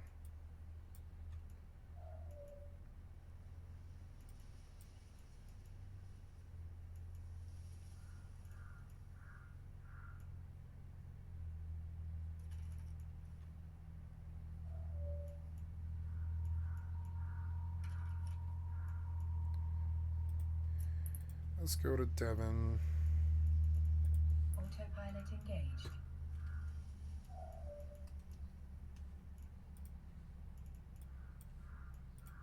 Warping to Stargate. Warp drive active. ANMR. There we go. And our Yes, I think Eve is in crisis. I don't know, guys. I play Eve to mine in the Shire. The Shire is gone.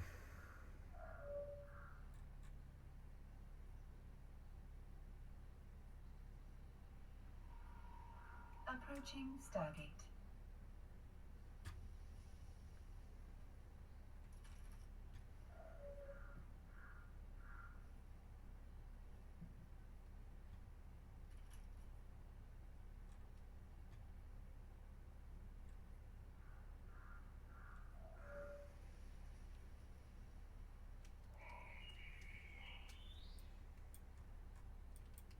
Autopilot jumping.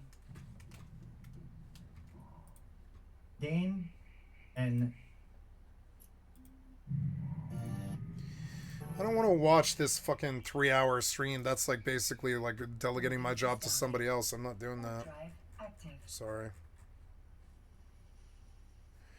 Uh-oh. Donald Trump's now blaming DEI, Obama, and Biden over last night's tragic crash between an American Airlines flight and a Black Hawk helicopter. A Black Hawk crashed into an airline? RFK Jr., Tulsi Gabbard, and Kash Patel had their confirmation hearings today, and once again we saw some fireworks. Trump's new patriotic... Oh my god, there's more drama like yesterday? Oh no, maybe we have revolution coming, guys. We might have to kick this shithead the fuck out. He's got 35 felonies and shit. We might actually have to force him to go to prison. I don't know what to do. It's so bad. I don't want to lose my life in an American Civil War. I don't want bombs in my mother's house. I don't want it. And indoctrination executive orders have sparked new concerns. What's really going on with Trump's Guantanamo Bay migrant plan? We're talking about all that and Project much more. 2025, that's what's happening. We daily dive into the news. We how warned it's being you. covered and how people are reacting to it. And unfortunately, the first thing that we have to talk about today is that tragedy struck late last night in Washington, D.C. after an American Airlines flight and an Army Black Hawk helicopter collided near Reagan International Airport. Right, well, information What? is still coming in. What we do know is that both crafts crashed into the Potomac River and there are no survivors. And that, despite there initially being reports that some bodies were recovered and rushed to the hospital, but even if they survived the crash, the issue was the river itself is currently like 36 degrees, and you don't need to be in there very long to die of hypothermia. And with that, as a recording, No, we'll say I would recovery imagine you probably efforts are don't. still ongoing, and we don't know a ton about the victims. Now there, President Trump did say in a press conference this morning that a full list will eventually be released, but until then, all we really know is that members of U.S. figure skating were on board. But it also believed that Russia... Oh my god, the figure skating team was on it? The U.S. figure skating team was on it. Oh, no. Why are planes and boats crashing into bridges and fucking airlines and shit? Helicopters. What the fuck's going on? It's because their AI, they say it's so good, but it's not. You can see how dumb the AI is. It can barely run a GPS, and I think they think that these choppers and these fucking airplanes are going to be like led by AI. I don't think so. I don't think so. I don't think so. The AI should have prevented the crash when the AI should detect that there's something coming within 500 fucking meters or something like that and full blown get you the fuck out of there. Maybe a direct climb at that point. Just climb 1,000 meters or whatever. Just fast, like room up. Like the AI's like, something's coming. Room. That's like, we need something like that. We need that. What happened here? How did these humans crash into each other in the air? I'm sorry, but it seems like that. I don't understand how that, like, how does that happen? How do planes crash into each other? How does that happen? There's so much open space up there. There's so many people in the air now. This audio shows that just 30 seconds before the crash, air traffic control asked them. You know, I've been thinking that I would do this until I was like 70. And then I would maybe take a career as like a bush pilot and fly planes or something, or just get a houseboat or something. I don't know. Well, not a houseboat, but get like a schooner or something. The helicopter. And just leave the earth. Not the Earth, but leave the land. I want to leave the land and get away from the humans. I think they're all crazy, and I think they're going to kill each other. I kind of want to, like, leave the land. Something. You can't leave the land with the planes, so maybe I guess I'm going to modify my vision to a boat. Maybe I can make it out there with a boat, right? If I do the Kevin Costner thing and I run solar panels, Kevin Costner in Waterworld, right? And I run solar panels on the top of the boat. I do business in the ports that'll have me, and I land in places where there's no people, and I walk in and I deal with them at gunpoint or whatever, you know, or whatever, kind of. But mostly for stuff that I need, like oil and gas, I guess. No, it would have to be a schooner. It would have to be like something that it would have to be a sailboat. I need a sailboat. And what are you gonna do when you need new sails or whatever? You kind of need, I mean, I guess you would sew your own. You would land and buy a sail if you could. I don't even know if you could. It's a shaky premise what I'm talking about. I mean, maybe it would be better, I don't know, like some kind of giant rowboat or something. I don't know, something that you could always power. But no, wood is going to rot sooner or later. You're going to have to get a new boat too after like 5 or 10 or 15, 20 years. I guess what you would do is you would spend most of the time taking your fucking sailboat around to marinas. I could see a life like that. I don't need America. I love America, but I don't need America. I've learned. With friends like America, who needs Nazis? I've been shot at and chased by Americans and pigs and fucking Nazis and shit. I've been fucking fucked with by police and thrown in paddy wagons with broken bones and shit like this. I've been chased and hunted by drug police all of my goddamn life. They're killing all of my friends. Some of my friends that committed suicide because of their drug war and all of their problems and their depression and stuff. All the problems, all the school shootings and stuff. I love my country, but I don't want to be around these people anymore, I don't think. It's insane. So I sit there and I formulate some vision. I've got the vision. I'm thinking about the vision. I think I could even do it like in a group mode where it's like, hey, you want to string together a couple of boats and just sail across the Atlantic or whatever, Pacific, sail across the Pacific. It would have to be the Pacific. That's where I live. But yeah, like, I would just go down to the fucking beach. I would use my current survival skills to survive on the fucking beach, which is a cold reality, really. You don't really want to, like, fuck around with the beach too much. It's pretty cold down there.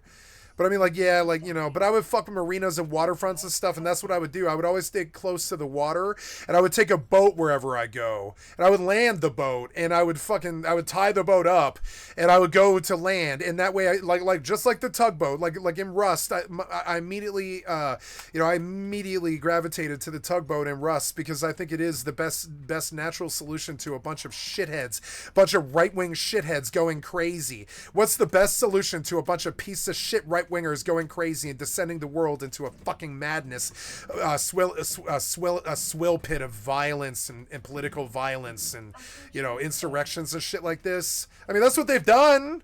You know, that's what they've done. I'm just hitting them with what they've actually done, and like saying, and you know, and I don't really want this. I don't want to be around it. And honestly, I don't know what I would do. I think I would probably I would take my life savings. I would buy a boat.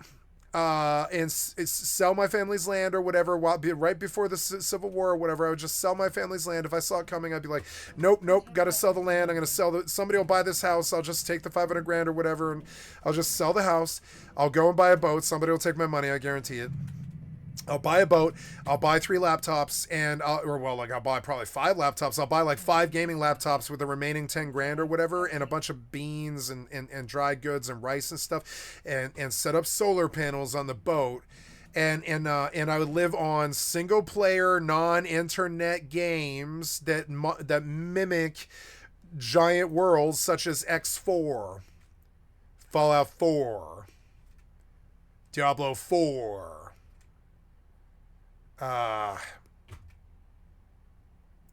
you know, single player games, not Diablo 4, but Diablo 3.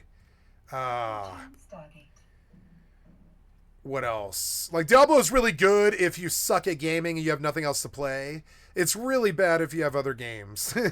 Diablo is a really good game if you have no other games.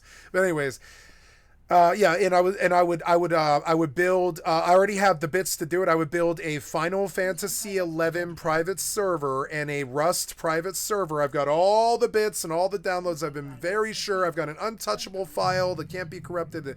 You know, that's very set to do a couple of really big survival games on a survival level, like 7 Days to Die.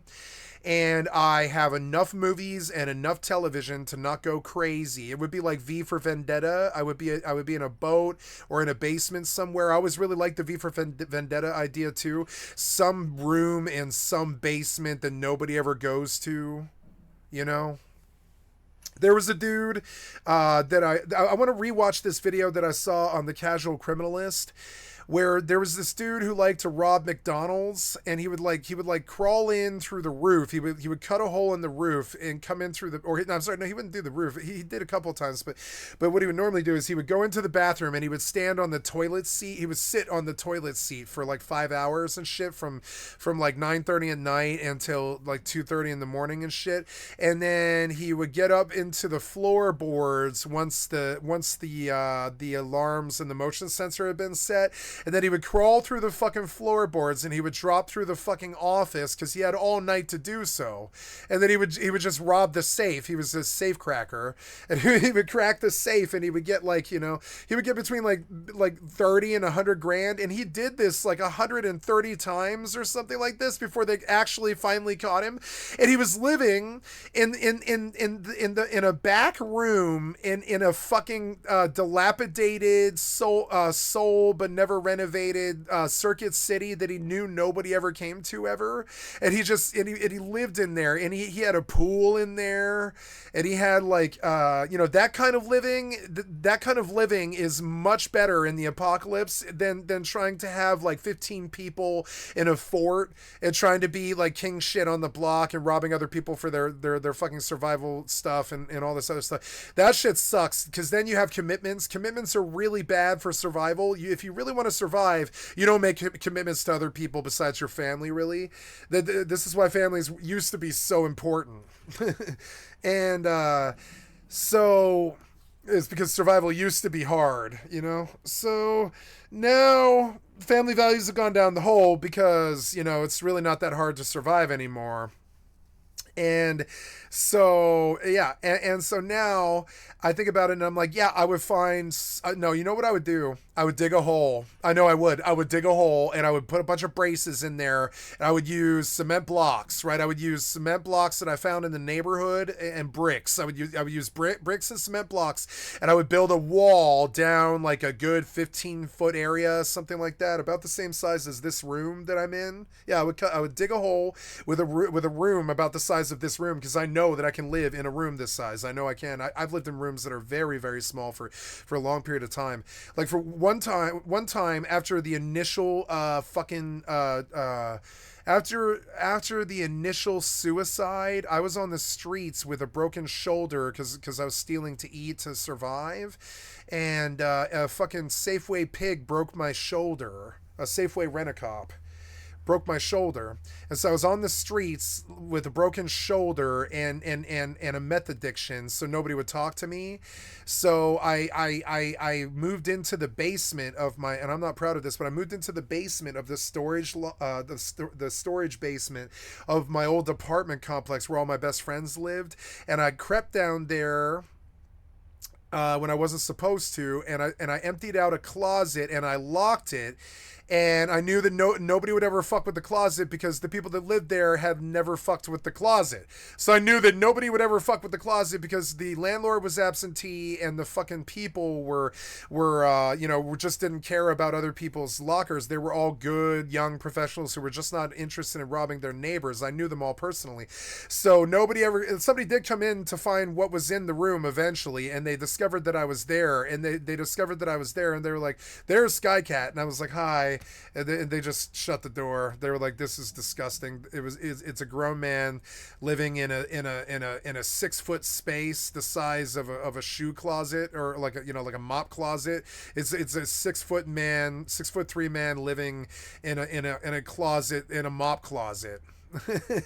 And when I slept, I would have to curve my body in an L, and I'd have to sleep like because I was so big, right? And the room was so small. And when I slept on a cot that carved in an L, and I was sleeping in L shape because I had to compact up to be able to fit in the room entirely.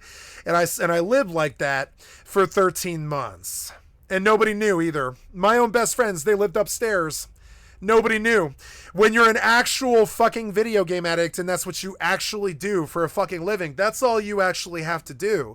So all I did was play Morrowind, I think. I think I played Morrowind in the year, I don't know, 2003, 4, somewhere around there. I don't know, 5, somewhere in there. Around 2005, I just lived in a fucking closet for a year and 3 months or something like that. And I took shits in a bucket, and I dumped I got trash bags, and I shat in a bucket, and there was a sink down there, so I had water access. And when everybody went off to work each day, because everybody was paying at that point like $1,300 or more a month for rent, so all the professionals there were gone, absolutely gone, from 9 to 5, because they had to work to pay the slave rent, right? And I was like, I don't want to pay the slave rent anymore. My friends knew it too. I was like, God damn it, I am 26 and I have spent like $100,000 on rent already. And it should have been, it was the money that I needed to start my life and to do something. It really was. It was the money that I needed to start. I was like, God damn it, man. And eventually I was like, I don't want to pay this rent anymore. My friends saw it coming. They were like, you're going to stop paying rent, are you? And I was like, yeah. Oh no. No. What's happening? No. I want you to jump. Jump, damn it. Jump, damn it. I was AFK. No, help me. No. No, help me. Help me. Please. Please. Please help me. Please help me. Please help me. Please help me. Please help me. Please help me. Please help me. No, I'm going to die. No. No. No. It's going to be a good fight. I don't care. The capacitor is empty. No. Fire at him. No. No. I was AFK. No. I got duoed. No. Good fight. Oh, damn it.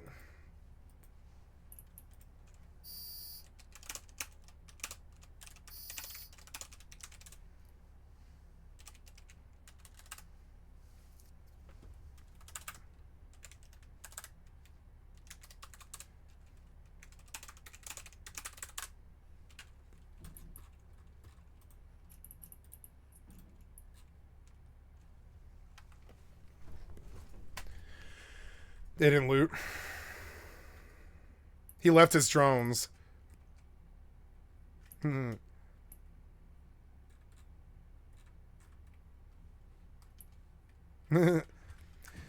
Remember, if it's PvP, they have to have more people than you. It's just the small penis right-winger incel fucking reality. That's just their reality. They've got to have more people than you, and they're small penis right-wing incel pieces of shit that roll 2 to 5 deep, and they all jack each other off in circle jerks all day in Discord, and that's just their vibe. That's what they do. That's who they are.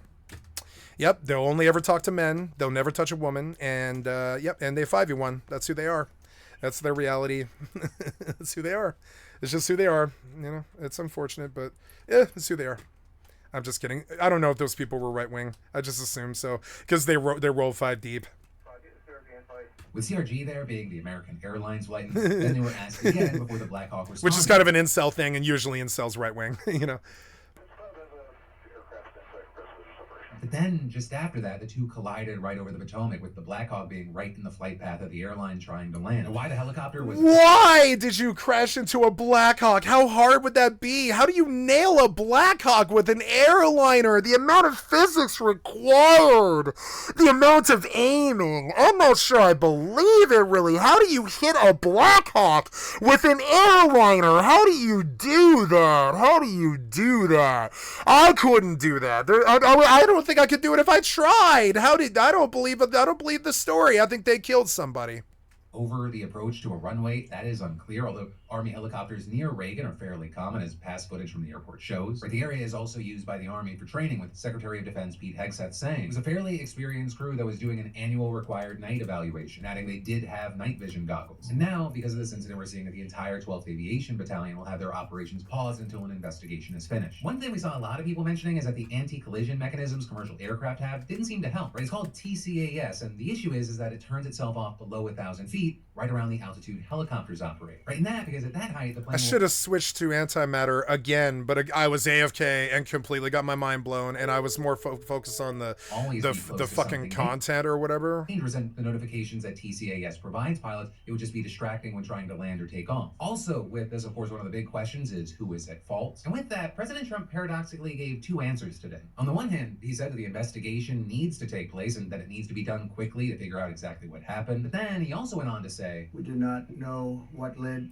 to this crash, but we have some very..." Yes, you do. You're lying. I can see it on your fucking face. You do know. I can see it on your fucking face. I can see you are lying. You always lie. "Do not know what led to this crash, but we have..." Lie! Fucking lie! He lied out his ass! He does know! He does know! He's a liar! He's a liar! It's right there in his eyes! Lie, lie, lie. You're random accessing. You fucking lie right there. Very strong. Yeah! Look, you see his eyes dance? Do you see his eyes dance? That's his goddamn eyes coming up with a fucking fabrication in his brain. It's simple if you look for it. Not know what... Watch his eyes. This crash, but we have some very strong opinions. Nope. He's good at it. He's fucking good at it. He's really good at it. Lie!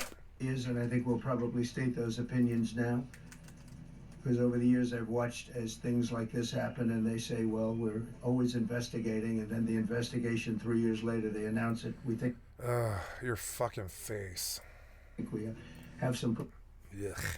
pretty good ideas. and that is where things kind of just went off the rails. Because despite saying that an investigation needs to happen, it also looked like he already jumped to conclusions and seemingly blamed the Black Hawk pilots, DEI initiatives, and air traffic control to varying degrees. Oh, DEI caused the plane crash. Duh. For example, the single DEI pulled back on the flight stick and crashed into a Black Hawk. You know, yeah, the DEI crashed that plane. Yeah. I'm sure it will. Yeah, I'm sure the DEI will crash the plane. Yeah, I'm sure. hit both the You goddamn moron. You worthless piece of shit moron. helicopter pilots. What's your IQ? It's got to be like 81. And ATC. For some reason, you had a helicopter that was at the same height, Lie. obviously, when they hit. Lies. And going Lies. at an angle that was Lie. unbelievably bad. Lie. The air traffic controller That's true. said, "Do you see?" You know, he was Nope. talking about, "Do you see?" Nope. There was very little time. Fabrication. That was stated.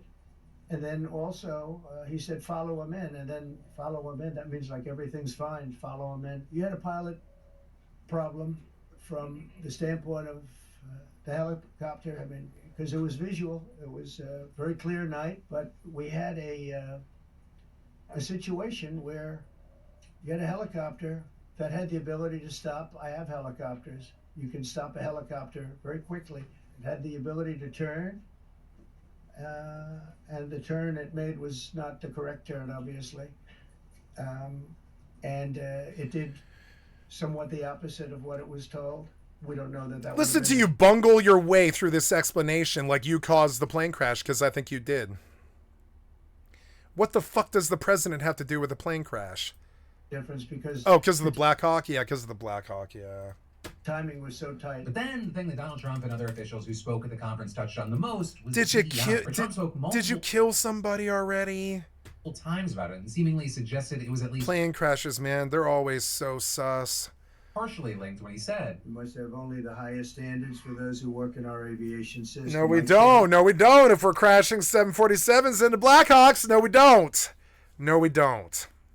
Even this is a lie. Everything that you fucking say is a lie. Some of it you're not even aware of it being a fucking lie. You're that goddamn dumb.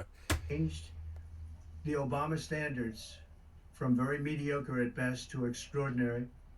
You remember that. only the highest. No, we had a boat crash into a bridge this year and a plane crash into a Blackhawk. Our confidence and our standards are never lower. Never lower. No, our standards in aviation are not higher. They're lower. Altitude. They have to be the highest intellect and psychologically superior people were allowed to qualify for air traffic controllers. And then when I left office and Biden took over, he changed them back to lower than ever before. I put safety first. Obama, Biden, and the Democrats put policy first. And they put politics at a level that nobody's ever seen. No, you did that, Trump. You caused the insurrection. They just did nothing as usual. You're the one who brought the politics to a boiling point. You, Trump, you. This was the lowest level. You see Biden up there getting shot at. You see Biden fucking, they're mad at him for sniffing hair, right? And like in Hunter's laptop or whatever. We're mad at you for 35 fucking felonies. You're a tax cheat. You burn people alive and you're fucking, you know, slumlord fucking building in New York. You have kibis with world governments. You let Putin bend you over. You have cheated on your wife with a porn star. You are the one who have boiled our politics to a fucking boiling level. That was not Joe fucking Biden. That was you. You did that, not Joe Biden. This is not, Biden has brought us to a crisis level of blah, blah. I've heard this so many times in the last 10 days. No. That's you, piece of shit. That's you. We also then saw Transportation Secretary Sean Duffy spending most of his time also talking about DEI. God damn it. I've dealt with enough people like this to know they're just like, ha, everybody's bought my lies, so I can just keep on lying. No. Not all of us are stupid, no. We can only accept the best and the brightest, the most intelligent coming into these spaces. But you don't have that. You're crashing 747s into Blackhawks. How do you even do that? How do you even hit a Blackhawk with a 747? How do you even do it? It would be like trying to hit, I mean, it's EVE Online players will know. It's the same principles as EVE Online, right? So, it's basic Newtonian physics and stuff, but we're going to go fucking actually talk about how fucking hard this would actually be, right? So basic Newtonian physics usually looks something like this, right? Like I would say, you know, there's the symbol for Newton, you know, there's usually like two little fucking things and a thing in a center, right? Newtonian physics. I'm bad at drawing, whatever. So, this matters in EVE because when you are in two spaceships and you are orbiting each other and you try to shoot a gun, gotta draw like a gun, is it like a gun or whatever? I don't know. Like, how does a gun look? I suck at drawing. And we'll color it black so you understand. There's a gun. I'm going to put the word gun, right? Gun, right? Blow. Blow. Right? So I'm in this ship. I'm shooting at this ship, right? This ship's shooting at me. Because we are going like this, the chances of our artillery hitting each other are extremely zero. I'm talking zero if you fire directly at this circle. If you fire directly at that target, you will not hit that target. You must shoot where it's going to be. So AI and computers have gotten much better at this, and they help with, armed services to track targets and fire it where they're going to be as opposed to where they are. Now we're going to start over. We're going to do a little bit less cluttered of an image so you can get to the core basis of the physics that we're talking about here, right? Any pilot would know. It's hilarious. I'm sorry, most of the world's stupid, I think, is the real problem. So here we go. It's the education system. So these two targets are spinning around each other, or they're spinning around a planet or something. They're shooting at each other. Ba, ba, ba, ba, ba, ba, ba, ba, ba, ba, ba. All these things are bullets, right? They're shooting each other. At each other, right? Do they ever hit each other if they're shooting each other like this? No. Now, if this guy were to shoot here, right now, as they're shooting at each other, and this guy keeps shooting here, this guy's going to miss. Now, this guy shoots here, which is so counterintuitive to shooting, right? You're like, I'm going to shoot at the target. But no, shooting is actually about shooting where the target's going to be. And this is true of duck hunting, it's true of all things. So, and this is why a fucking Black Hawk, I'm going to draw a Black Hawk here, nice little piece of shit, you know, remember the Trump assassination attempt when I broke down all the physics and everything? Wasn't that fun? Right. So here's a Black Hawk helicopter drawn really badly with like things so that you understand what the fuck it is, not because it matters. They're helicopter, right? So here's a helicopter. Shit, I made it too big. Can we, no, that's all right. Start over, and we'll a little bit smaller here and a little bit more basic. So we've got a helicopter. We got a little drawing of a helicopter. Here's a helicopter. We're going to put a big H for helicopter. Here's a helicopter. Here's A for airliner.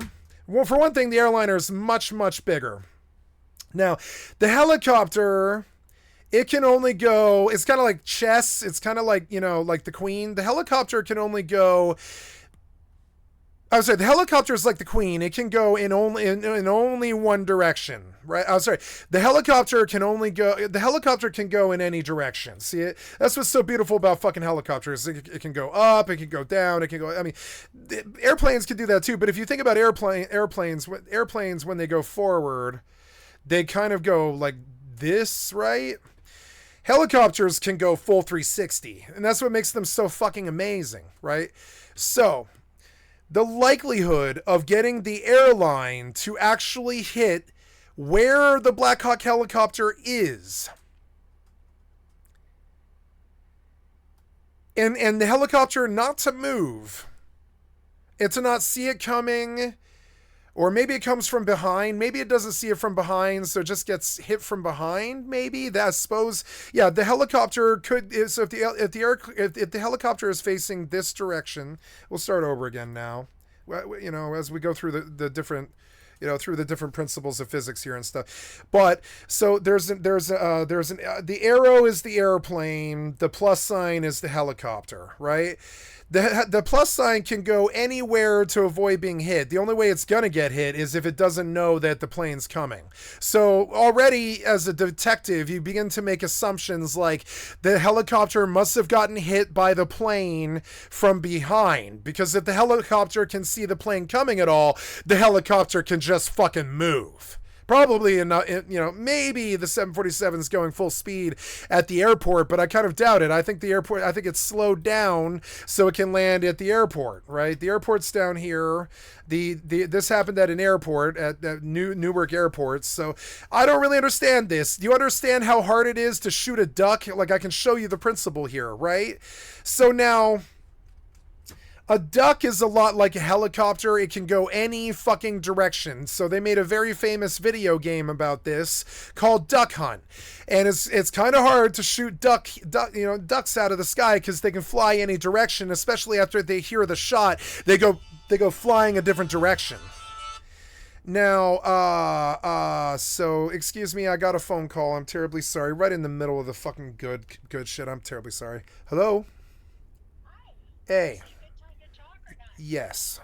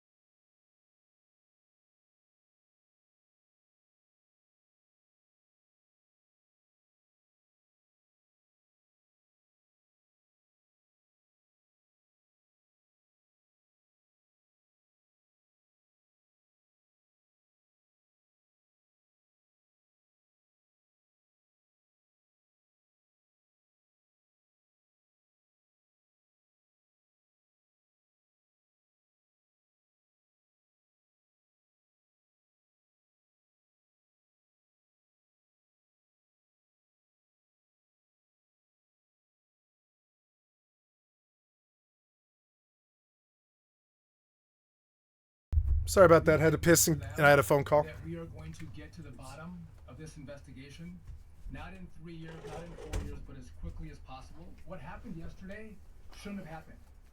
It should not have happened.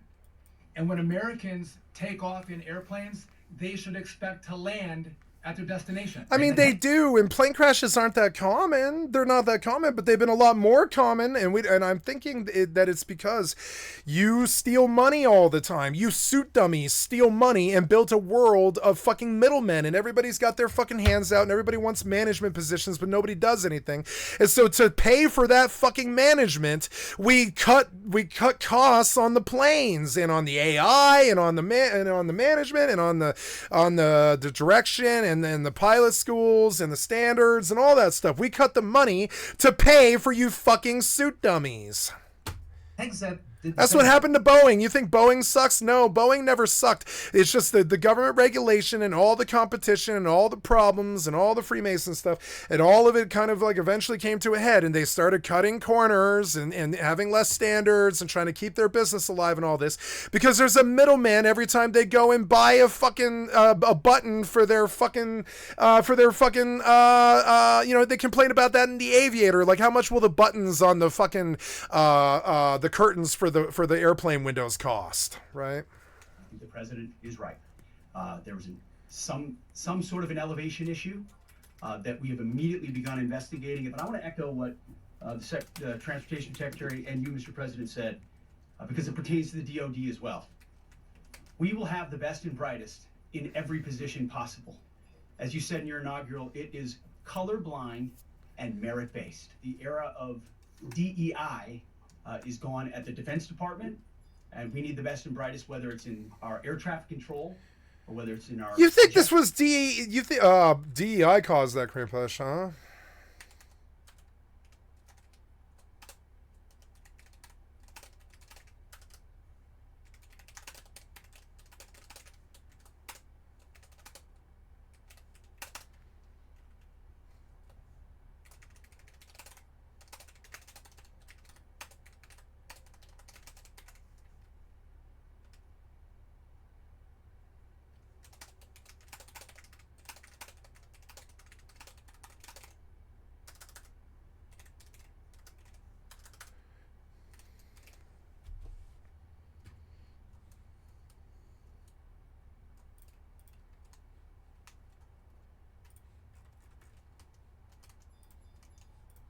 Generals? I mean, it even got to a point where reporters in the room were confused about why so much focus was being placed on DEI. Why are we talking about DEI again? I'm sorry. Was it the plane crash? Or didn't a plane crash into a Black Hawk? Why are we talking about DEI, Trump?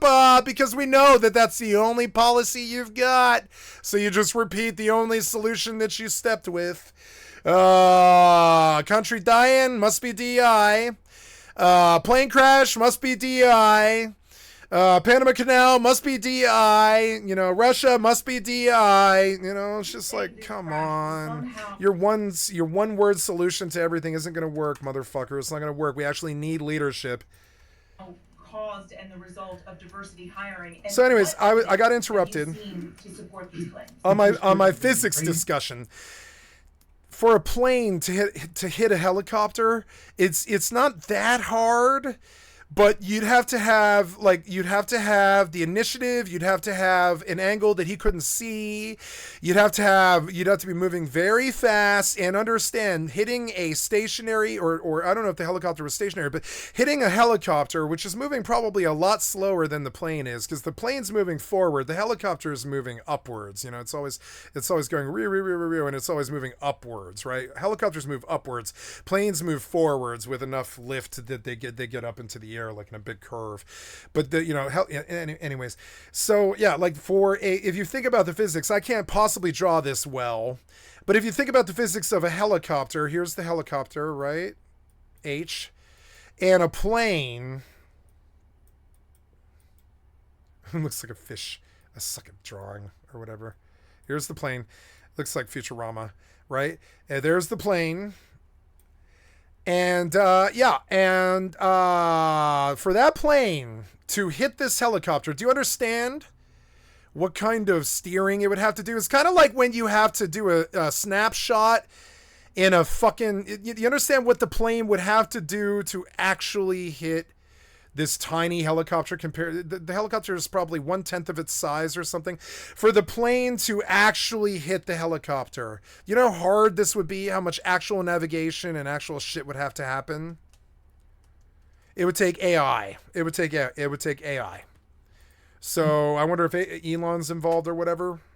Many feeling that it was very odd that Trump would say that an investigation. This is weird. This is going to set off the truthers really bad. What happened with this goddamn plane? Are you guys killing people in plane crashes and then blaming it on DEI?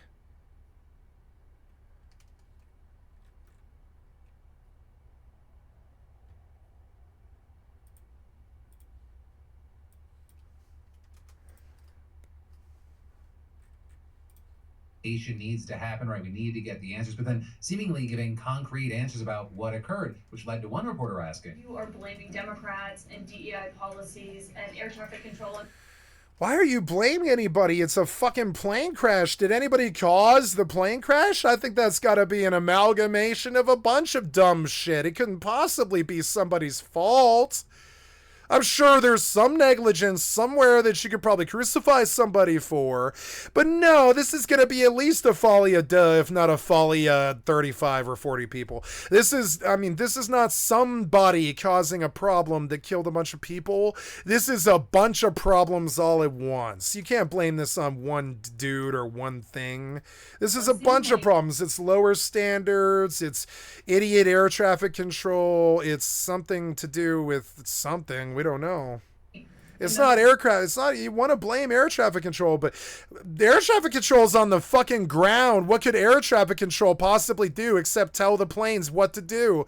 They can't tell the plane not to, they can't tell the Black Hawk to get out of the way. They don't know the plane's coming, really. They're not up in the sky with the planes. That's another problem maybe with air traffic control. They better have like full-blown, like, I don't know, I believe now that planes should technically have drones that fly along with them so they can have aerial views of what's actually happening and shit, because I'm very sympathetic to the air traffic control, because what can they do? They're sitting down on the ground with a headset. That's like saying you're on the team. It's like saying Ninja's gonna win the Fortnite Cup, but you get credit because you're the guy who talks into his headphones and tells him where his opponents is or something. No, it's the pilot flying the plane that matters. The guy doing air traffic control has just told him that he's got clearance. That's it. The air traffic controller did not cause this. They might have bungled, I suppose. And sure, Breaking Bad is kind of, like geared us to think that maybe the air traffic controller somehow bungled. He had a bad night or something. We've been kind of brainwashed to believe that the air traffic controller can be a moron. But really, the air traffic controller is just trying to help this person through the headphones. They might as well be Houston to the Apollo 13. What can they do? They can't even see the fucking plane. They can't cause I don't think they can cause the wreck. I don't think so. Even then, no. I imagine planes can probably get into each other's paths because the paths are always used in the same way by the AI and stuff, I guess. But no. What could an air traffic controller do to actually cause anyways, if the Black Hawk doesn't want to go down, then what can an air traffic controller do to possibly bungle enough to cause that crash? It's something more than that. It's a bunch of stuff. It's going to be some of the things on the plane. It's going to be, it's a bunch of stuff. It's never going to be, oh, you can blame DEI or you can blame the air traffic controller. No, this is going to be a folly of 50, not a folly of what you think it is. Blame an air traffic controller or blame the pilot or something. This is folly of 50. There's going to be like 50 problems here, I guarantee it. The U.S. military who was flying that Black Hawk. But you need to push DEI like you're still in the election. Why the fuck are you still pushing DEI, you fucking moron? You won.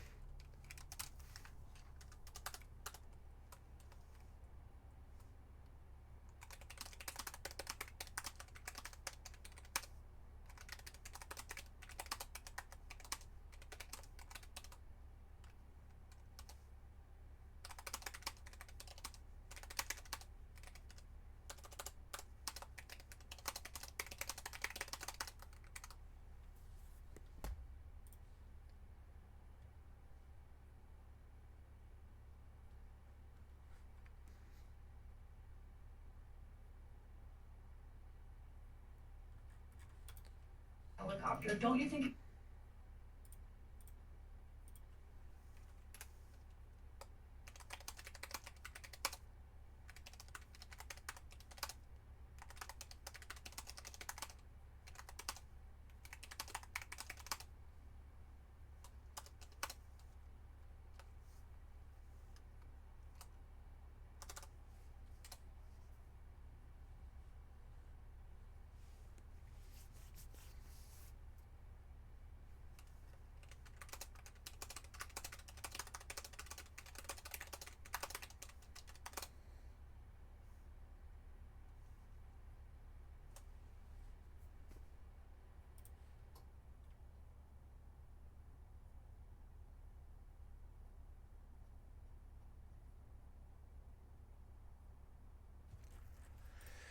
you're getting ahead of the investigation right now? No, I don't think so at all. Because then also seeing blamed the diversity elements, but then told us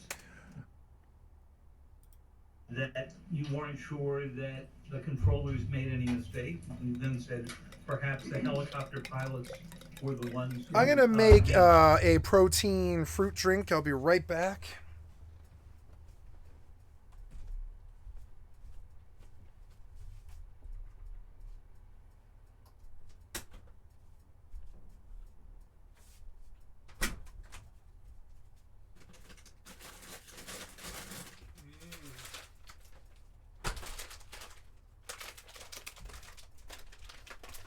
Organic super smoothie. Doesn't it look good? It's got bananas.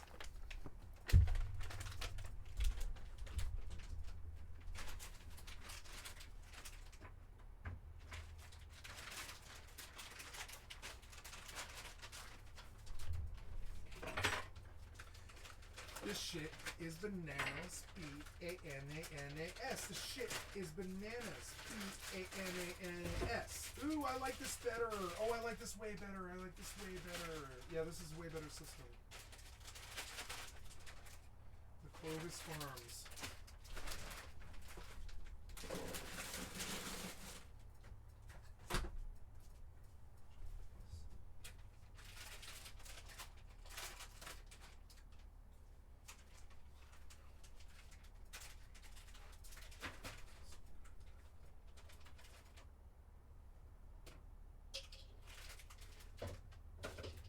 Oh yeah, I like this. Yeah, this is good. That'd be really good.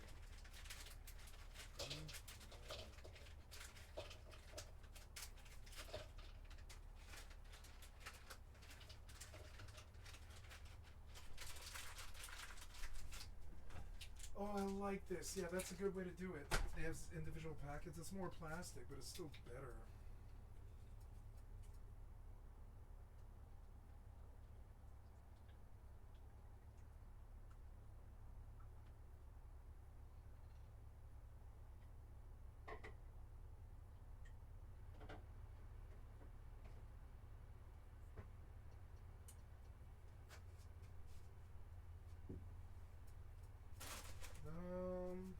Where's my... Oh, there we go.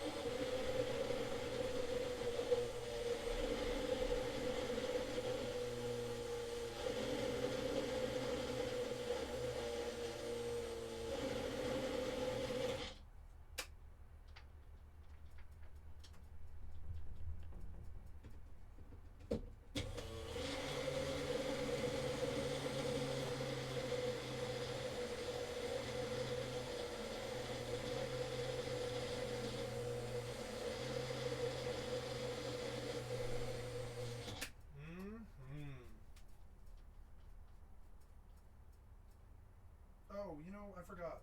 Damn it.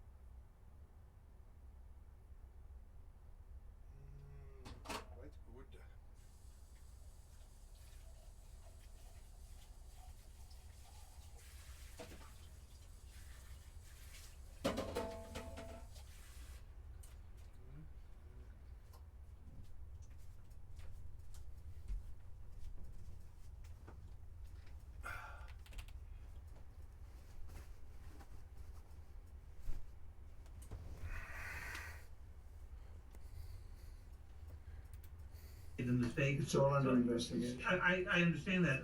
That's why I'm trying to figure out how you can come to the conclusion right now that diversity had something to do with this crash. Because I have common sense, okay? And unfortunately, a lot of people don't. And it kind of appeared that only Vice President J.D. Vance seemed to realize that Trump's earlier comments very much sounded like he was saying that DEI was somehow related to the traffic controller in this incident. And so we saw him try to back up a bit and say, something the president said that I think bears re-emphasizing, which is that when you don't have the best standards... What? You think that because...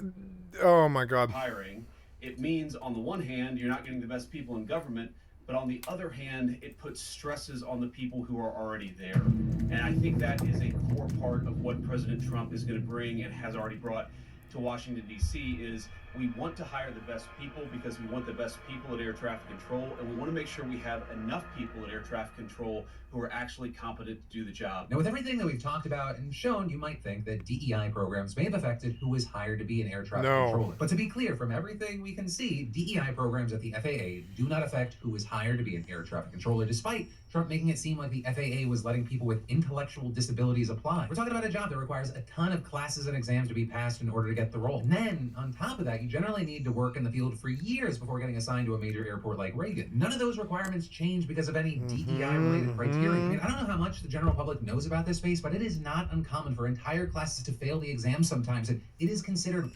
The entire class fails. Yeah. Yeah, air traffic controllers are not a joke. I have a lot of respect for them. The air traffic controllers did not cause this.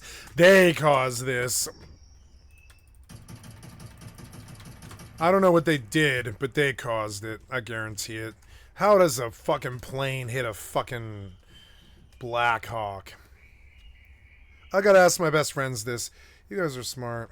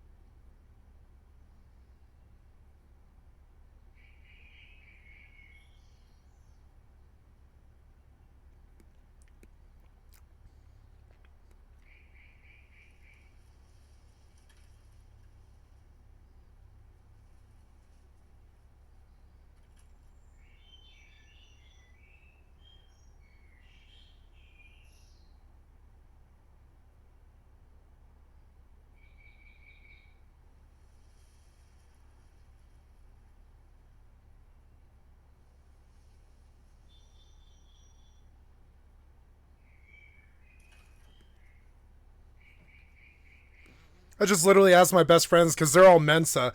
I was like, you guys think I could hit a Black Hawk with a 747 if I tried? Eve physics question. One of the hardest gigs to get into, both in the private and public sectors. And that's probably because one fuck up leads to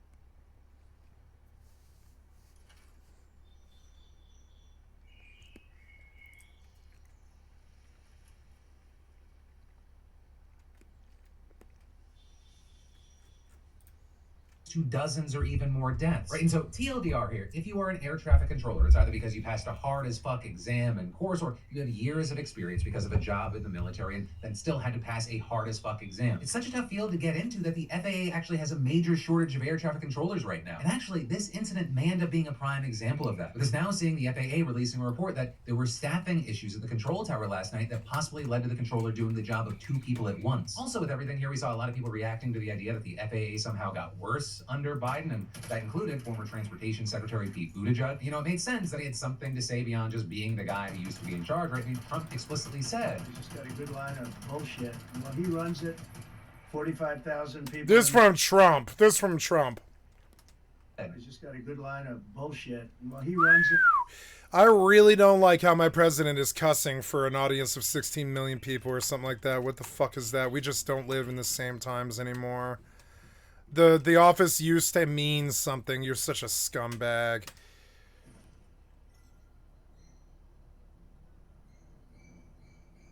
Like, it was one thing for Biden to call you a son of a bitch at the press dinner. You're on the fucking White House goddamn lawn, bitch. Act accordingly and don't ever cuss on camera, you fucking piece of shit, cocksucker. I can do that in my job. You can't do that in your job. You have the highest job in the land. It has decorum. Remember, it's our reputation. It's how the world looks at us. It's like when you go to cotillion for the first time or a high school dance or something. You want them to, do you want all the little boys and girls to think that, you know,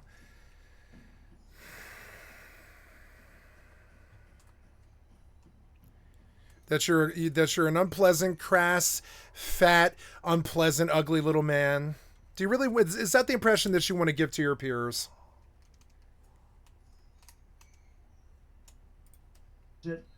45,000 people, and he's run it right into the ground with his diversity. and all that we saw. What? Despicable. As fan. Trump should be leading, not lying. Yep, that's what I said too. I was like, God damn it.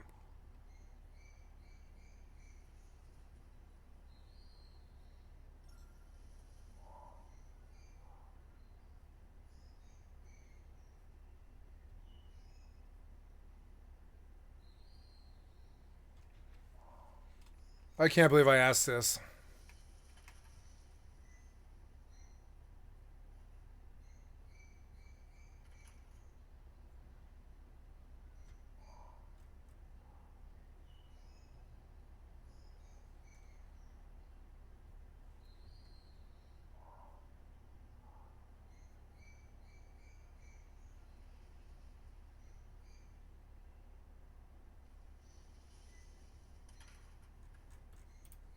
Families grieve. Trump should be leading, not lying. We put safety first, drove down close calls, grew air traffic control, and had 0 commercial airline crash fatalities out of millions of flights on our watch. And adding, President Trump now oversees the military and the Yeah, FAA. like I said, we wanted to blame the you know, the industries for a single pilot's fuck up, but I mean, we don't have a lot of plane crashes. We hear about them, but they're not that common.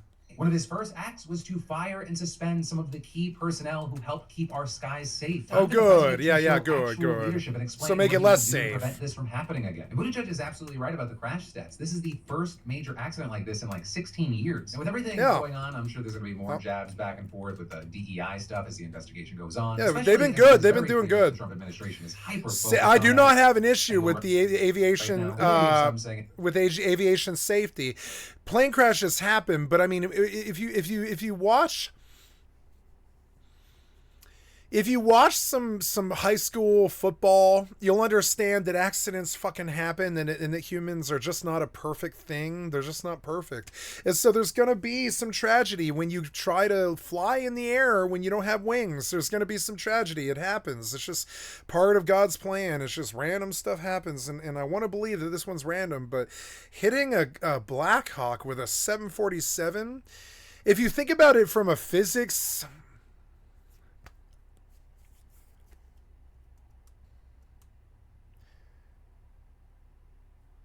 If you think about it, God, I wish I was still in touch with my physics friend. He's a particle physicist, and I want to ask him, can you hit a 740? Sorry, can you hit a Black Hawk with a 747?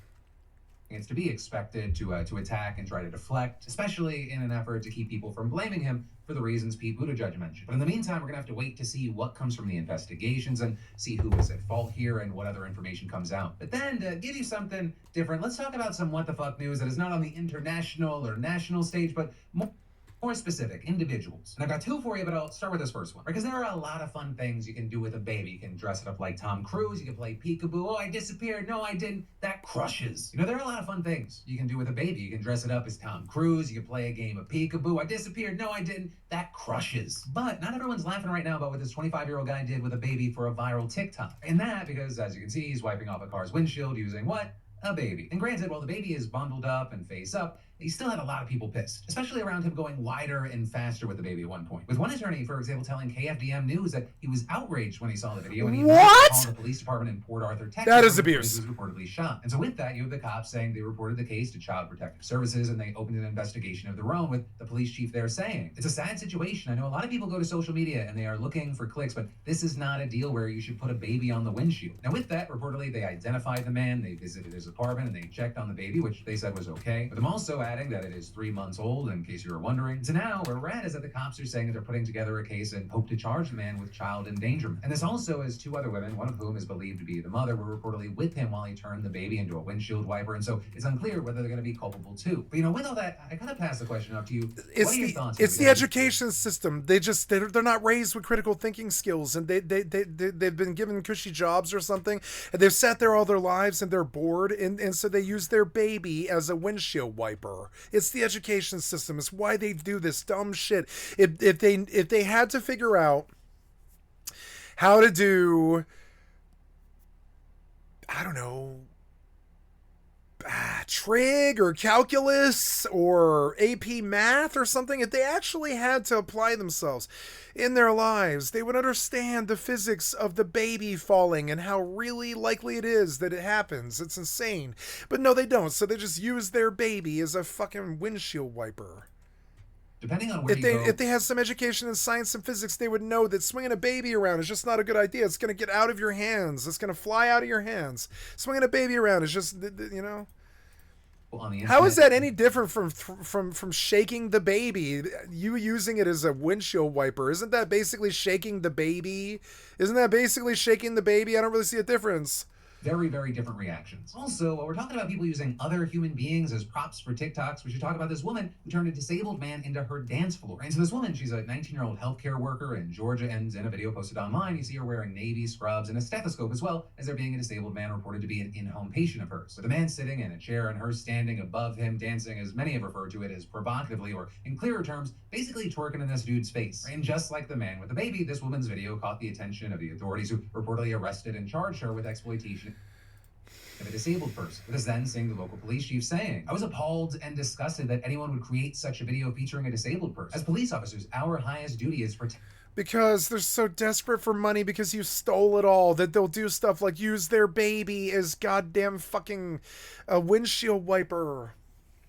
It's the poverty and the bad education system. It leads to all of these problems, and you haven't even addressed them even once. I don't think Trump's even ever mentioned them. Protect those who cannot protect themselves, and my detectives worked as swiftly as possible to bring charges in this incident. But apparently, that's not where this ends. No. Your duty is not to protect. Your duty is to punish. Don't need you to protect me. I'll do that myself. I need you to punish somebody if they violate the law. It is not your job to come to my life and protect me. That's never been the police's job. It's my job to protect people. Yeah, I guess. No, your job is to write tickets. Because haul somebody to jail. Your job is not to judge somebody or make a judgment call or protect anybody. No. Actually, honestly, it's kind of sad, but when somebody calls and they're being murdered in their house, you know, and they've got a house intruder and the house intruder is murdering them, the police officer by law shows up because they are there to throw the person in jail, not because they need to stop it. It is not the police officer's job to stop crime. It is the police officer's job to punish crime. Often, punishing crime means stopping crime, but it doesn't always. Told USA Today. There's a big difference. If you come from EVE Online, you would know, because you'll die more to cops than you will. Like, honestly, cops, yeah, it's not their job to protect you. I think the BLM movement proves this. You know, it's not their job to fucking protect you at all. Honestly, it's a really bad misnomer that the American public has. They think that the fucking police, it's their job because they put it on the side of their car. But that's actually a motto, believe it or not. It is not based in reality. That little thing that they say on the side of their car says to protect and serve. That's a little motto that Robert's Rules of Policing came up with like 200 years ago and shit. It has nothing to do with like a legal requirement to protect you, and often the police officer is forced to do quite the opposite. They're forced to, by the law, to harm you. And so this thing about protect and serve, it's my job to protect you. No, pig, it's not. It's really not. It's never been. It's not. If you read the paperwork that you signed up for when you became a pig, you would understand. And this is why we call you pig, is you still thinking your idiot pig head, your bacon pig fucking bacon smoking fucking reality that you need to go protect everybody. But no, actually, I just need you to punish anybody who well, there's prevention. Yes, it is your job to prevent crime. It is not your job to protect us. Often the police harm you. Investigators found a second video. Right, and this one. This matters because in Concord and in Rust, it matters to video game players in particular. Guards in games, they're not there to protect you. They'll often kill you faster than and in the real world too. Cops are not there to protect you. You should have a healthy fear of them, not like a fear of them, a respect of them. You know how they say God-fearing? That's kind of, I think God-fearing is a much better phrase for police than it is for God or whatever, because it's like, yeah, you should just respect their authority. Because no, it's really not their job to protect you, and often they don't. Now, it's a crime when someone makes an attempt on your life, so it's their job to come prevent that crime. So they come in a running and a squawking and a screaming because your taxes pay their money, and that, you know, that's how our police do. And I love our police from that side of their morality. You know, I love the police for that reason. Is, you know, they come a running and a squawking. You know how they do. That's how they do for us. They're good people in the end. But yeah, their job is not to protect you or to serve you. If you go and get a cop to try and do that, they're going to say no. Not only are they going to say no on a personal standpoint, but from a moral and professional standpoint, they're also going to say no. If you ask a cop if you say, I'm a drug dealer and another drug dealer wants to kill me, and you've got to do something about it because you can't just let this guy murder me, he's going to be like, no. And is this a problem? No, I'm not complaining about this. I'm not whining. No, not whinging. I'm saying that no, it is a very important thing for the American in particular fucking public to understand. It is not the police's job, and I can't stress this enough. It is not the police's job, like they put on the side of their car, to protect and serve. No, that's an ideal that they try and live up to. But there's no legal requirement for that. And no, honestly, if you do ask them to protect you, they will not do so. Not unless the crime is happening while they're in the room. They can't do so. It's against the law. It's called entrapment. So this thing about protect and serve, I don't know why the fuck they put that on the side of the fucking car anyways, when the most damage I've ever received from any American was from the police. And it reportedly showed the woman standing on a bathtub. Well, not the most damage, I suppose. The second worst damage, I suppose. Besides the psycho killer who tried to kill me with a circular saw. The most damage I've ever received from mankind was from police. Just another proof of like how they're not there to protect and serve you. They're just there to punish you. A better thing... A better phrase for the side of that police car is to serve by punishment. Dancing over another person. To serve by punishment is a much better phrase. It's still not the right phrase, but it's a better phrase. That serve and protect thing, serve by punishing. Serve by punishing is actually what police do. sitting inside of it. So they will not protect you as you're getting murdered. They will if they're in the room with you, but they don't have to do that, especially if you piss them off. If you piss them off, they don't have to come help you at all. No, that is not a legal requirement for them, and I don't want it to be. It's maybe not a one-off thing and rather a trend. And so with either of those stories, I'd love to know your thoughts, as well as if you want to nominate a douchebag of the day. And then we'll get to more news in just a moment. But first, just like we prioritize the black lady riding the poor disabled Asperger's person's face, that was the douchebag of the day. It absolutely was. It was really disturbing to see it. All the time I keep thinking about this thing that gets stuck in my head, and I really hate saying this, but female rape does occur, and I believe I just saw a weird version of rape. I think she did something to him sexually that he didn't understand, which was the whole point of it. And she sees that he's desperate for sex all day because he's constrained to a disabled mind and a disabled home. And he just wants to rut like monkeys like all the rest of us do. And so she sees that he's horny. He might even hit on her all the time. But the minute that she goes and shoves her crotch in his fucking face, you're essentially raping a disabled individual. It's not the same thing as full penetration, but it could have the same amount of mental damage, not physical, but mental, metaphysical and mental damage.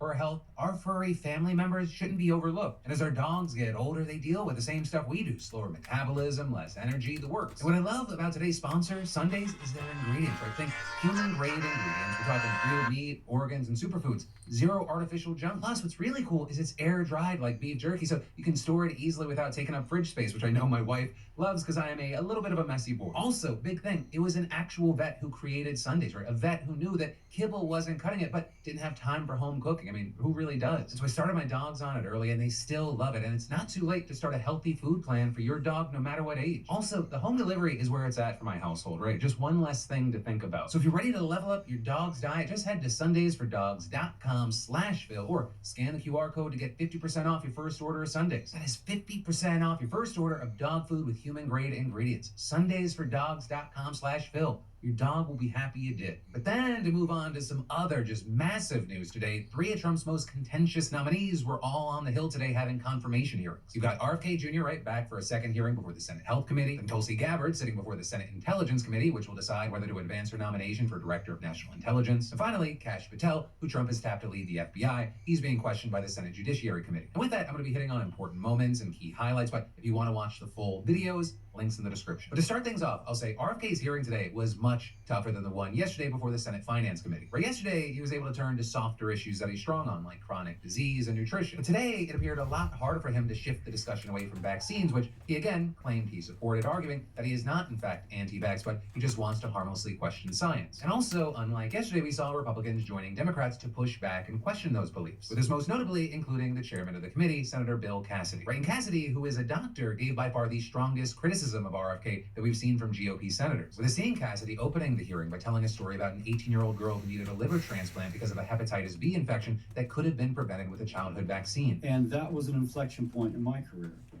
And since then, I try to do everything I can to make sure I never have to speak to another parent about their child dying due to a vaccine-preventable disease. With Cassidy then going on to say, "Now, Bobby, I've learned you got a tremendous following. My phone blows up with people who really follow you. And there are many who trust you more than they trust their own physician. And so the question I need to have answered is, what will you do with that trust? Whether it's justified or not, and you may not want this to be the case." So I don't think you guys care about what my best friend thinks, but I do, because he's the most intelligent man I've ever encountered.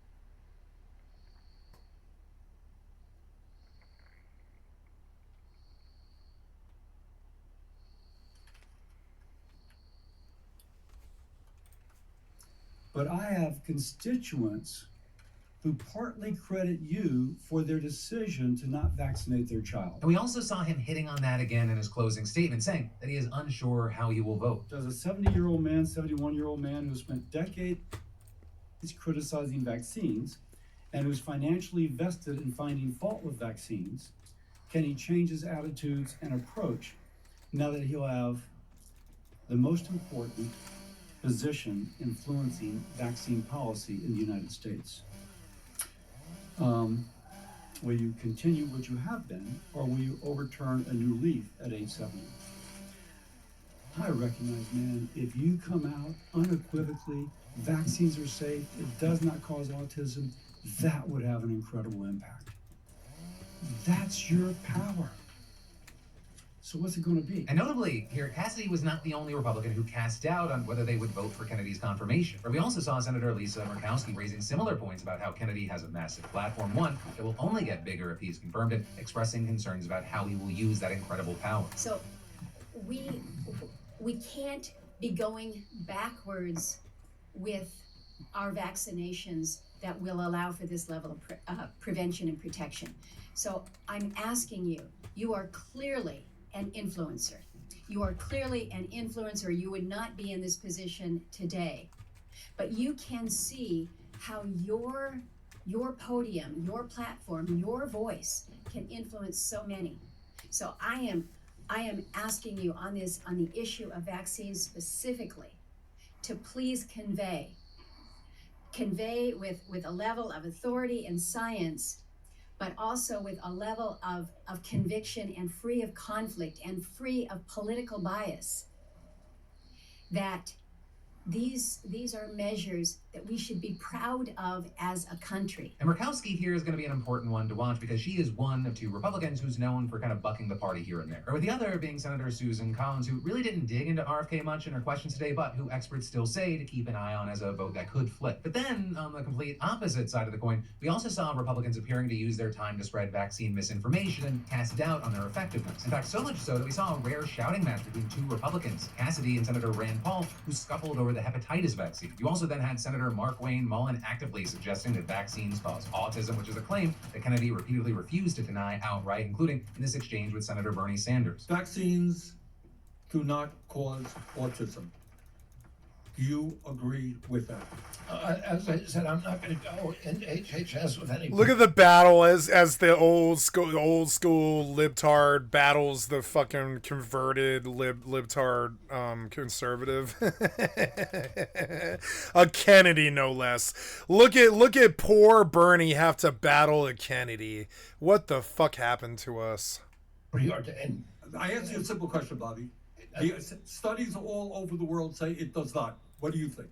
Senator, if you show me those studies, I will absolutely, as I promised to Chairman Cassidy, I will apologize. That is a very troubling response. And then the last moment that I want to hit on with RFK is this clip that's gone viral now of questioning from Senator Angela Alsobrooks. You said the following, and I quote, "We should not be giving Black people the same vaccine schedule that's given to whites because their immune system is better than ours." Can you please explain what you meant? There's a series of studies, I think most of them by Poland, that show that to particular antigens that blacks have a much stronger reaction. There's differences in reaction to different products by different races. So I have 17 seconds left. Let me just ask you then. So what different vaccine schedule would you say I should have received? What different vaccine schedule should I have received?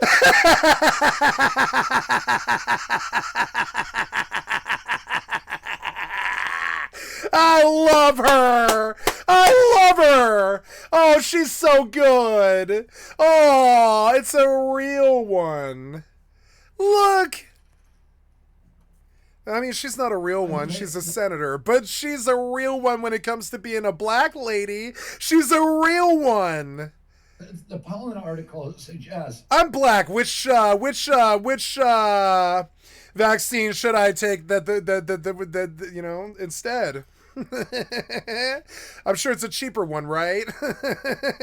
God damn it. This slippery slope shit with all these big pharma assholes and all this. I have such a terrible opinion of them. Blacks need. And you can just see it. You can just see. What if we could sell 2 vaccines for COVID? One for black people, one for white people. You can just see the fucking war profiteering big pharma. You know, like Freemason kibitzing in the background. Like, what if we could sell 2 COVID vaccines? It's so bad. It trick the suckers into believing that black people get different diseases than white people. Due respect, that is so dangerous. I'm sure there's slight minor genetic things, I'm sure. But I mean, no, we all get the same COVID. We all end up the same color in the end. It's still the same old right-wing racism. It's so stupid. Your voice would be... Black people need to take a different vaccine. It's so bad. It's so bad. Because A, Whitey gets to sell more big pharma. And B, you know, you get to suppress black people even more, right? And that's just, you know, big pharma wins. Freemasons win. Everybody's well, not everybody, but the Freemasons are happy. Voice that parents would... Imagine if they could sell 2 COVID vaccines. Imagine if Pfizer was able to sell 2 Pfizer COVID vaccines. One for black people, one for white people. It's like double the crazy COVID war profiteering. Double it. Double the crazy amount of billions and trillions of dollars. Double it. You can just see with the kind of ideas as businessmen that they're messing with. What if we convince them that there's racial differences in vaccines so we can sell them 2 copies of the vaccine? It's so dumb. It's kind of like what drug dealers do when they sit around and they're bored. Like, how do we sling more crack? You know, change the name. Like The Wire, right? You can just see like some rich white businessman is like, what if I could sell 2 COVID drugs? How do I make that happen? I can make double the money, right? You can just see it. Anybody representing big pharma would be dumb not to have the thought. What if we could convince the world to buy two vaccines for COVID, not just one? Oh God. Listen to, that is so dangerous. And she's like, so what vaccine should I take that's different, huh? What should I take that's different? So that was I want to hear her say it again. I like her. She's beautiful. She's ghetto fabulous. Yeah. Should I receive? I mean, not ghetto fabulous. That sounds racist. She's fabulous. She's not trucking with their rich white boy bullshit.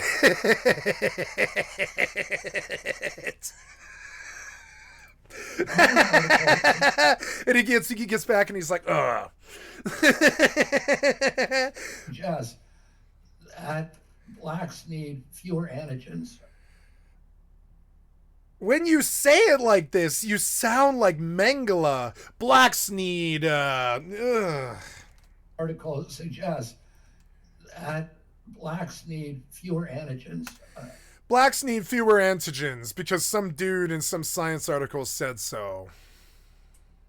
Do you understand how shaky and racist and fucked up and bullshit it just logically is? In a court of law, with an actual judge with a gavel, I'd fucking slaughter him. I'd slaughter his ass. I mean, take his money, you know?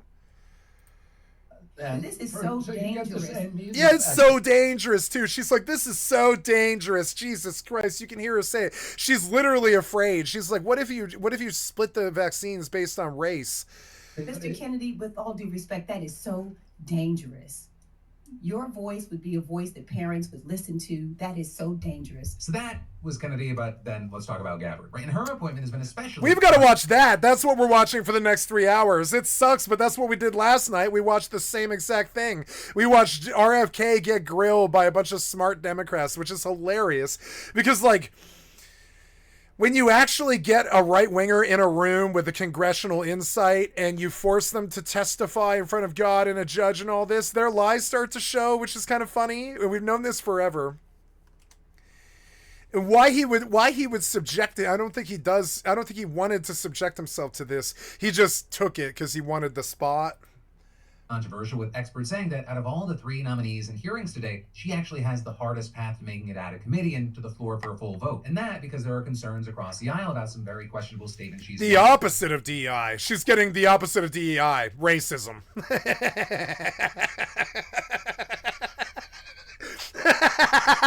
It's not funny that it's happening to her. I'm not laughing at her. I'm laughing with her because that's all I can do. She's getting the opposite of DI. Her job is now suffering because of her race. She has like one of the best jobs in the world, and her job is suffering because of her race now. It's like, God damn it, it's full-blown racism. It's racism. Just say it. It's not opposite of DI. It's just actual racism. And action she has taken in the past, especially regarding remarks she made that are sympathetic to Russia, which prompted allegations that she is a Russian asset. I mean, hell, you even had right-leaning outlets like the New York Post taking aim at those statements, writing, Gabbard has repeatedly echoed Russian propaganda used to justify the Kremlin's invasion of Ukraine. And it's hilarious because Hassan slaughters them with this every night. He sits up there and does it live because he cares about this stupid-ass tribal war. I don't fucking care about this. I couldn't waste my time on this. You can see he's getting bored. He's moved to, like, Tokyo. You can just see the tribal war. It kills you. It's not only bad for them, it's bad for us too. Our faith in our core democracy is shaken. And so he can't go quietly into that night. But I mean, I reached the realization like 5 years ago, I can go quietly into that night. You want to know how? It's been 67 years since we've done anything about JFK. And I'm not talking about getting the truth out. I'm talking about prosecutions for anything that our government's ever done over anything. We've never had a prosecution for any criminal enterprise or anything criminal our government has almost ever done. We got a conviction with promise, but we didn't do anything. We prosecute the government all the time, and sure, they pay money sometimes too and all this. But when it comes to the actual terrible crimes that they commit, like 9/11 and shit like this, we don't prosecute, or JFK. We don't prosecute. We don't get down to the base of that murder like we do every other murder. We just let it pass. Like 9/11, we still don't know what happened. We still don't know. And after a while, I went into that black night like 5 years ago. I went into that black night where I was like, nope, 67 fucking years passed and they never did do a single thing. Not a single fucking thing. Not a lawsuit, not anything about JFK whatsoever. And that was the original thing that started all this truther bullshit, right? And when you understand that when JFK, nothing happened, even now after the truth supposedly supposed to come out, they won't get prosecutions because criminals run our government. And that's what I'm actually getting at. Until we actually prosecute the criminals that run our government, it doesn't matter what they do. It doesn't matter what they yell about. It doesn't matter who they shuffle in and out of that fucking revolving door of Republicrats that fuck the public over. It doesn't matter what they do. I went into that black night like 5 years ago. I almost took my second suicide over it. I was like, no, they're never going to do anything, are they? They're never going to fix any of this. They're never going to get resolution for the lies or the assassinations. They're never going to figure out what happened to MLK or John Lennon. They're never going to do this, are they? They don't care. They just kill everything that you know and love, rape everything that you know and love, and sell everybody out and kill the the education system, so we're not smart enough to pull ourselves up out of our own bootstraps, and we all end up in the gulag. Criticize Ukrainian President Zelensky. Consult Russia if you doubt me. As a corrupt autocrat. Then one of the most notable examples there being the debunked conspiracy theory. And so they quibble about the fucking morals of all these base people that sit around and do nothing all day. And at that point, I just went into that dark night. I gave up. I'm sorry, but that's really what I did. I full-blown gave up. I didn't give up on being a punker or changing things or screaming about it. Or I go to war with the Republicans, absolutely, no problem. Got no issue with that. I've been fucking tortured by Republicans all of my goddamn life. It would be nice to get some goddamn vengeance, you know? It would be. All that drug war bullshit and all that judgment and God shit that you put me through and all that problems and all that stuff. And in the times that the police chased me and the time that a Republican tried to kill me with a goddamn circular saw, or like personal attacks even, and all those problems and everything. And I'm in that time he threatened to kill my girlfriend and all this, and even the people in my personal life who have no connection to my identity or anything like that still happen. The ones that ruined my life happen to be Republican. It's kind of crazy. It just happens like that. And so yeah, I would love to go to war with y'all, but I don't want to. I don't want bombs on my mother's houses. I know what Republicans do. They drop bombs on your mother's house. So I say, I went into the dark night 5 years ago. I will not fight you, and I don't care what you do. I don't care what fascists you put in power. I will not stop you. I don't care. I went into the dark night like 5 years ago, and I understood that after 67 fucking years of being a JFK fucking truther, long before I was born, I was a fucking JFK truther. And if 67 years go by without a single goddamn resolution and nothing but a fucking war report or whatever, I'm sorry, what's it called? Was it the war Durham report? No, that's 9/11. What's the, whatever. Beyond a bunch of lies, I begin to realize that, yeah, 80 years passed since you told this lie, won, and killed the world. 80 years have passed. Like 70 years have passed since that assassination, and when you fucked our government. 80 years have passed. Nothing was done. The cat shit the bed. The bed's in the fucking river. The river's full of bags of cats. Nothing but bags of cats. The bag and the cat are in the fucking river. Media that the U.S. was funding a secret... And like, I'm sorry, but I went into that dark night like 5 years ago. I was like, well, after 70 years of just them running slipshod over our rights, killing our fucking visionaries, killing our prophets, killing our musicians even, and causing CIA drug wars and causing drug wars that affected my life so badly that I've hunted police before and vice versa and all this other shit. And I'm sorry, but it's like after a while, you just have to kind of look at it like I've went into that dark night where I just don't trust you. I don't expect a good resolution. I don't know if it's going to be war or you get busted or whatever the fuck happens, but I don't care. I went into that dark night of not caring. I care, but I'm not going to give you my time. Dangerous bioweapons lab. I don't care enough to stand against you. I'm old enough now. I think the kids need to, but I mean, I did. I stood against them all of my goddamn life. I stood against them when they did the IMF. I stood against them when they did the WTO. I worked against them when they tried to make the Columbus Day parade law. And I was like, I will not stand by while you fucking turn the systematic fucking destruction of the Native American race into some kind of parade. I will not fucking do that. I felt that way about Thanksgiving. I will not stand by why they killed John Lennon and not consider the CIA to be the worst fucking organization on the planet. I will not stand by why they killed John Lennon. I just won't do that. I will not do that. I consider them to be the worst people on the planet. I don't know what to do about that. Those are fellow Americans. I don't want to hate fellow Americans, but that's where you put us at. You killed your fellow Americans. With JFK and 9/11, you killed fellow Americans. That's where you put us at. Now I want to kill you. I don't want to be like that. I don't want to think like that. But now I kind of want to kill the government. It's insane. But because after 70 years of doing nothing about these things that tore us apart, I don't trust you to do anything at all. You've lost my faith.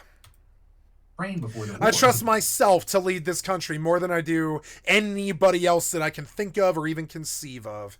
It's weird. Even my closest friends, I trust myself more. It's weird.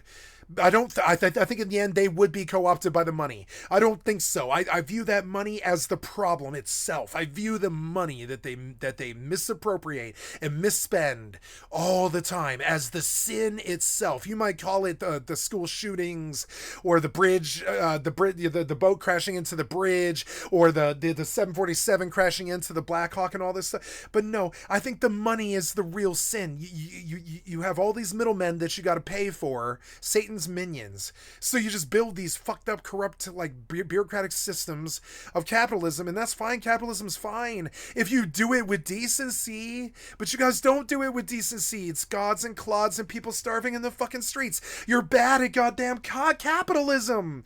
On top of it, it runs across the lines. I travel across the world. My nerd friends can't stand it. They're like, you're traveling across the world, and that's what they say when I talk, because they're all the same problem. They're all the same problem. It's the same shitty greed money problem. It's the loss of innocence of our kids. It's the lack of the education because of the lack of the money, because of the middleman system that you set up of gods and managers and clods that take over and fucking build these weird fucking office space fucking realities and weird corporate infrastructures and oligarchies and all this stuff. And then you put one man in charge of billions or trillions of dollars, which is just sinful. That's like literally crowning Satan. It's like giving the one thing in the world that people can't control themselves about and giving it all to one person so they can just control the known world. It's about the closest thing to Satan that I can think of, Elon Musk. I mean, it really is. It's like the closest thing that I can think of. That much money, $400 billion, is the closest thing that I can think of to Satan. The man can buy anything under the sun. There's no, he'll never be convicted of any crime. It's like he's donned the crown of Satan. There is no way you could possibly stop him, and he's signed up with the other Satan, and now they've gone super Satan, and they're going to fucking steal all the money in some kind of wretched butt-fuck debacle right the fuck in front of us while we watch. So beyond that, she received bipartisan criticism for her repeated praise of Edward Snowden, right? I can't go in front of cameras that I don't control because I can't hold back my opinion. I can't go around industry tools from the video game industry as they kill the industry. I can't go around piece of shit politicians and talk to them like fucking, like Lex. I can't,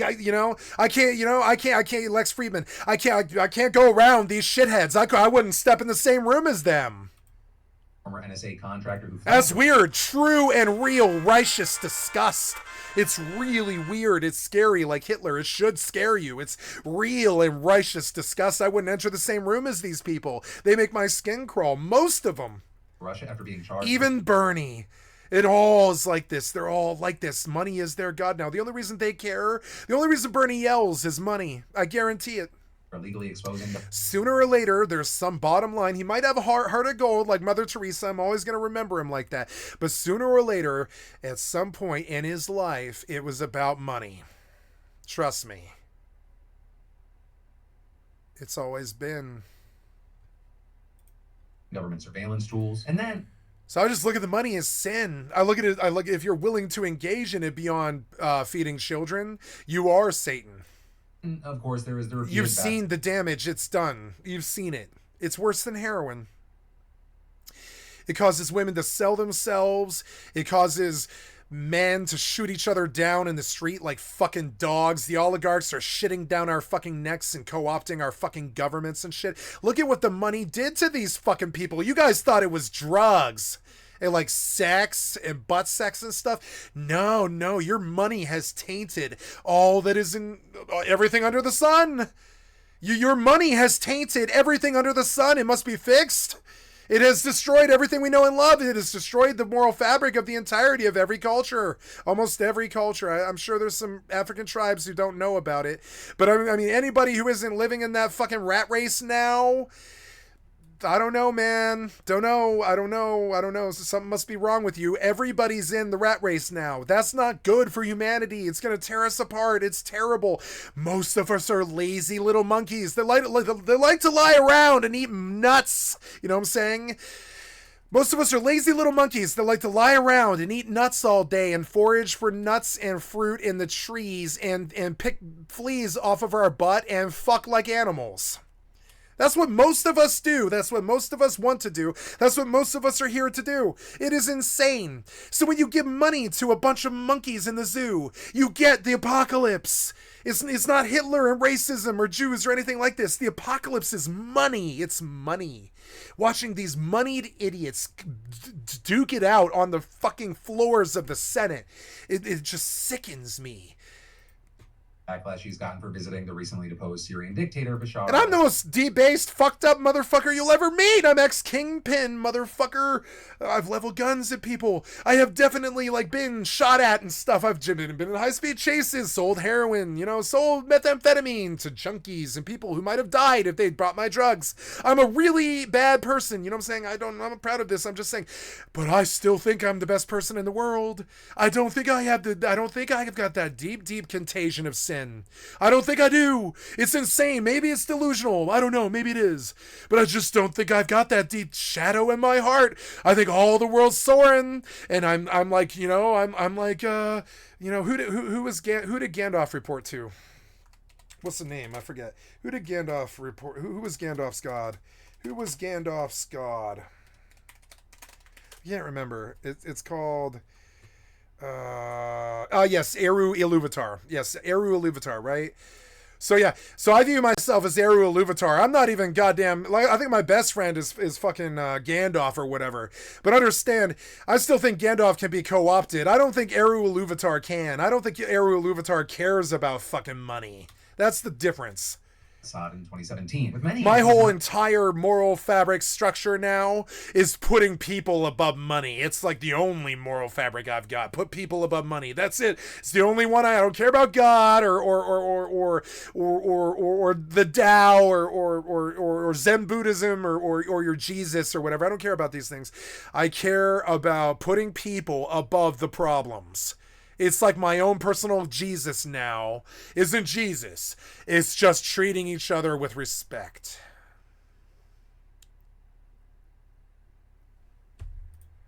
her of legitimizing a dictatorship and then slamming her for further questioning whether Assad had used chemical weapons in the civil war, despite U.S. authorities and independent analysts repeatedly concluding that he had, which is seemingly why, right out of the gate, Gabbard attempted to address the concerns about her connection to Assad. I have no love for Assad or Gaddafi or any dictator. I just hate Al-Qaeda. Gabbard was also repeatedly questioned. Why are you talking about this terrorist cell from 24 years ago that you never got a conviction of? By members of both parties about her previous... Well, I mean, I just don't know.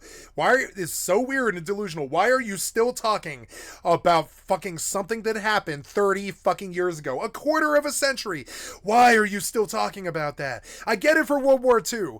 I don't get it for fucking... like that weird terrorist cell that you came up with to explain Cheney dropping planes on our buildings. I just don't understand it. I've never understood it. Why do you keep talking about Al-Qaeda? We've not even seen anything from Al-Qaeda in 22 years. What are you talking about? It's like you and Santa Claus and Jesus. You're off about some fucking crazy invisible monster in the sky again. You idiot conservatives.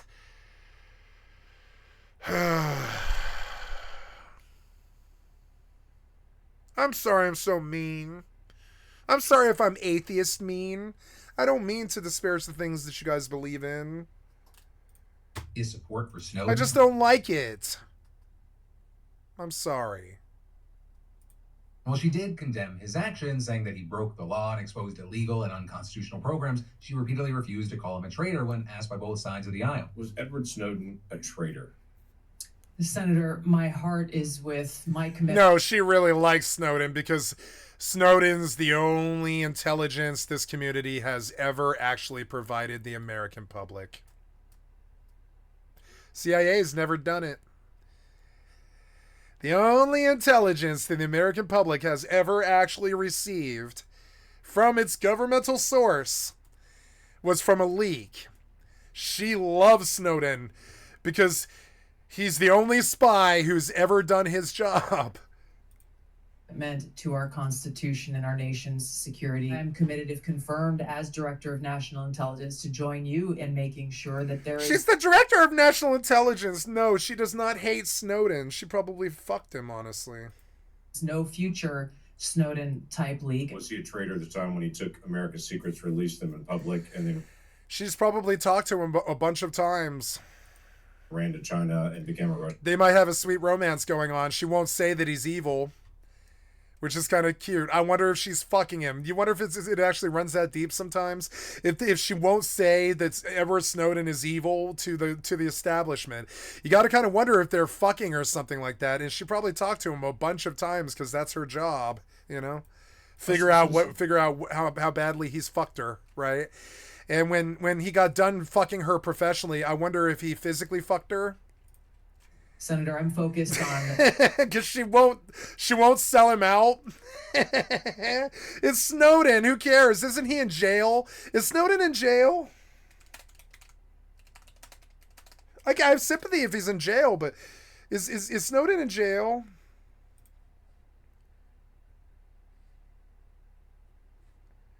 No way. He's totally free like OJ all day.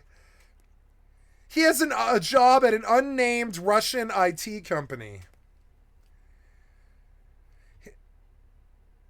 I think I want to join the Freedom of the Press Foundation. I wonder if it's a communist cell. Let's go look.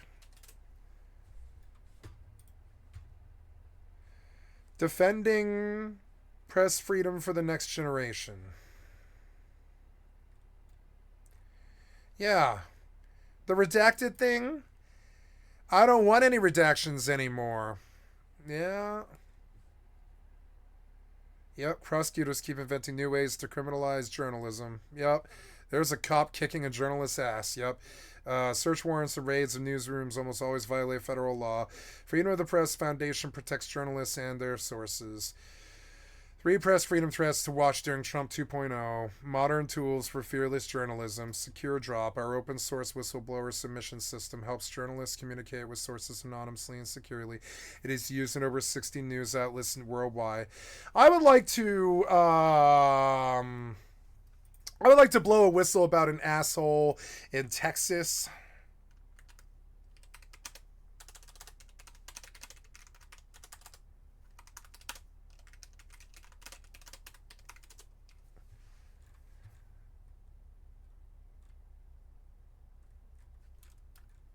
Look at how many power companies there are in Texas. Did they fix this a bit? Yeah, they probably did. Oh, look, they fixed it a bit. Oh, look, their hustle is gone. Look, it's been reduced. 4, 8, 12, 16, 20, 24, 25 fucking companies. I wonder if I started something with this, you know, or not me. I didn't start this. An old community member that used to come in my stream named Terra Firma lit me up to how Texas has even this many power companies. Is like, why? I guess it's a really big state, so that sort of does make sense, you know. But overall, like this list, it used to be like 300 fucking companies long. And as you can see, there's companies that will help you recommend electricity plans and all this, because there's a good old boy white electric gerrymandering scheme going on in Texas, where there's a bunch of Louisiana fucking good old boys who took over the Texas Power Commission. And they're corrupt, and they were running 350 different Texas power companies, and they were zoning people in different zones so that they were forced to use particular power companies that charged exorbitant amounts of money. And so this led to having 300 power companies all over the state of Texas to take up a bunch of different zones and stuff. And so then and it turned out that the guy running the cabal that owned all of the power companies is the main electric czar in Texas. He's on the Texas Power Commission. So if we go and look at the list of Texas Power Commission, right? This guy's probably off it by now. Well, I don't know. It's been 3 years. He's probably still there. Yeah, the Public Utility Commission of Texas, right? One of these guys, who was it? It was like it's not the Public Utility. It's the it's the Texas Power Commission, I think, right? Yeah, the Texas Power Commission. I think they've changed the name of it now because I think they're hiding. Yeah, it's called Pucked, right? They're Pucked. But yeah, the Public Utility Commission of Texas. It's probably fairly new. They regulate electric, telecommunication, and water and sewer utilities in Texas. They are the government people, and so my friend Terra Firma hated this guy who was on the Power Commission, which is the Utility Commission. And he lit him up and told me the name, and then he showed me what the guy was doing. And he was right. There was like 330 power companies, and they were electrically gerrymandering Texas into different zones to charge them different amounts of money than what other people in other parts of the state might pay. And the real kicker about this, and why you should care, is a couple of years ago, Texas, well, I mean, you should care because it sucks. It's just good old corrupt white boys just stealing and fucking people over and causing death, just like Trump. And you should care about this particular one because if you remember, in 2022, I think it was, there was a terrible winter that froze Texas for like, I don't know, 3 weeks or something like that, caused a bunch of storms and like killed some people, killed some old people in the old folks' homes. And that's why you should care about this. And I kind of want to. I feel like when I went to NPR and I wrote an email at Terra Firma. When I did it in my own behest, but I did it to honor my friend Terra Firma, who gave me this content for my stream. And I wrote an email to NPR anonymously, and I said, blah blah blah is the lead czar of the Electric Power Commission. If you trace his companies that he owns, you will see Louisiana owned Texas power companies, and there's 330 of them, and they all charge different amounts. And where you live is where you might get a different power company, and so that power company might charge a 20 or a 30% markup. Just because you live in that county. And this is just another way to fuck poor people and electric gerrymander and all the stuff that these rich white corporate, fucking shills do. Not shills, but they're I would call them despots. They're despots. They're like where business and government meet. these utility commissions and stuff. This is where business and government meet, and almost all of these people are despots. They have terrible, things that they're doing. Usually, it's not too good. And so I lit this guy up to NPR, and I was like, "This should matter to you, and why this story should matter to you." And I would like to hear back about this. I was like, shout out to Judy. What's her name? Judy from PBS. But I didn't send it to NPR. I sent it to PBS. I told PBS about this because I figured they might actually care enough to do a story about it. And I lit PBS up to this story about how they were gerrymandering Texas. As you can see from the list of power companies, that there is still like goddamn 30 power companies. I don't think Los Angeles has 30 power companies, but the state of Texas does. Now it makes sense when you think about how big Texas is now, but it didn't make sense when there was 330 of them. We counted, there was like 314 fucking power companies. The list just kept going. He was like, notice how long this list is and you're going to see why, Cat. And I was like, okay. And I started scrolling down this list and it was 330 fucking power companies, all with different prices, all with different websites, all with different numbers, all with Louisiana companies. All from Louisiana. On top of it, the power companies weren't from Texas, and the money didn't stay in Texas. That's how corrupt these motherfuckers are. That's not good for Texas, and that's why I lit it up. I was like, that's not good for Texas. I don't like Texas, because that's where all the idiot conservative right-wingers come from. But, and I'm sorry, but it is true. The South is where all the idiot right-wing people that curse us all the time come from. Look at George Bush, I don't know where Trump's from. He's from New York, but I mean, he was a Democrat. I'm talking about right-wingers from the South. I'm saying Trump was a Democrat his whole life until he ran for the Republican Party. He voted Democrat. We know this. So it's weird. He's from New York. What Republican you ever hear of from? You know how Republicans think in New York? You remember that movie City Slickers? Hollywood did a couple of movies with really famous people like Billy Crystal and shit about what fucking Republicans think of people from New York. And yet you love Trump. The fucking New York slumlord, the Democrat. It's so fucking weird. I really wish these idiot fucking man children who vote for the right-wing party knew who they were voting for. That dude from New York? Yeah. I'm sure he knows a lot about running the country. The only thing that guy's going to know about is New York slumlord bullshit. That's the only thing that somebody from New York's going to know. It's going to be law, stocks, or slumlord. It's one of those three things. Trust me. What the fuck does New York know about running the fucking country? What does New York know about Texas? Nothing. Nothing at all.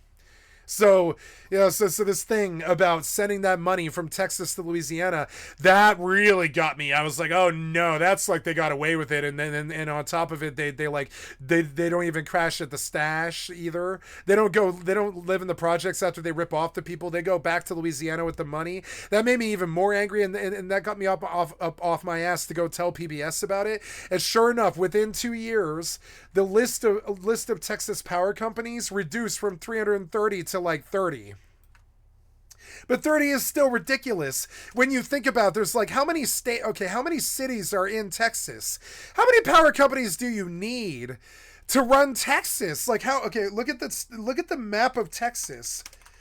And you're going to see that the proof that these guys are still doing their electric gerrymandering is still right there on Google. It's like something should have been done about this a long time ago. That's more, like right now, what I just did on my stream is more policy than Trump has done in 8 years. I want to solve just that problem.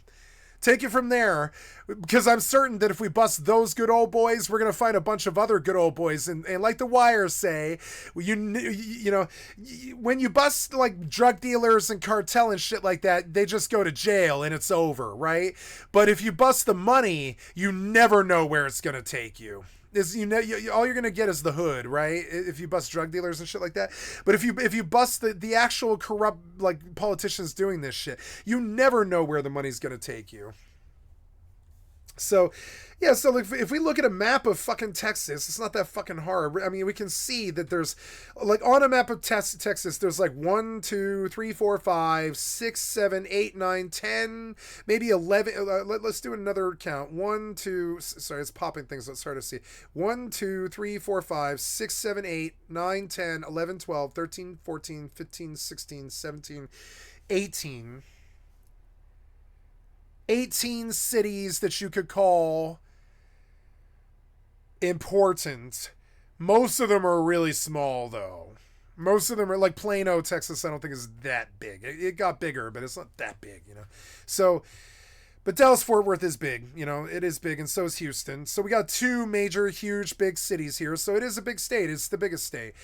But all of this isn't people, you know. All of this, that's not people. That is Texas. It's cactuses and brush and, you know, all that stuff they sing about in cowboy songs, you know, like tumbleweeds and shit. It's the brush.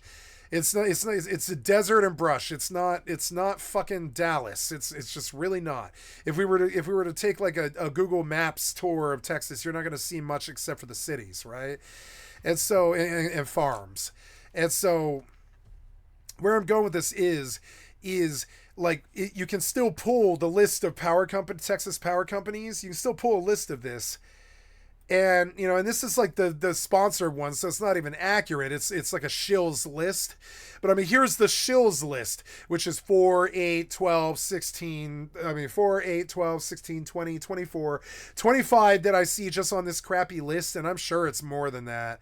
How many power companies? They say 4 utility companies deliver electricity to the vast majority of the state.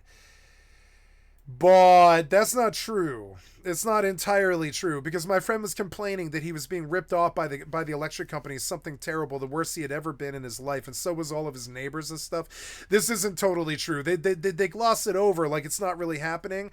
But no, there was a bunch of electoral gerrymandering happening. Like he was like, if you want, Cat, I can send you the power bills. He was like, not kidding. And I was like, no, I believe you. I believe you. No, I believed him. I believed him.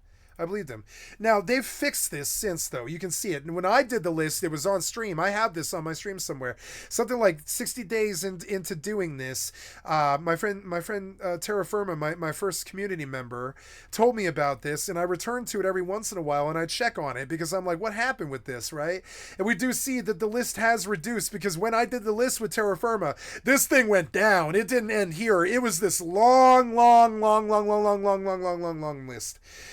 And I was like, so what's the unifying factor? And he was like, well, you can see, if you check and you look, you're going to see. And he told me a couple of names, and I checked, and he was right. There's this guy named like Russ something or another. I forget his name now. I wrote the email and I saved it. It's in my files somewhere. And this guy was on the Electric Power Commission, the Utility Commission, and he was running the gerrymandering, and he owned like 100 of these companies. And a Texas Power Commission person should not be running the fucking Power Commission and then also running the electric companies. That's really bad. Now, does it matter? Probably not. But where it does matter, though, is he's got some bodies on him. A way a good police would think would be, you know, he's got the bodies on him, like The Wire or whatever. He's got bodies on him now, because in the winter storm of 2022, some old elderly people died in that storm. And this is because their power was out. This is because that guy's crooked. And he was fucking with their power situations and shutting it off. And this is why Terra Firma stepped to me being like, I really hate this guy. I think he's a murderer. And I was like, yeah, I think he is too. And so, that being the case, that's all I wanted to say about this. Funny places that the stream takes you, but I did talk about this in the first year of my stream, and I think it's going to come up again.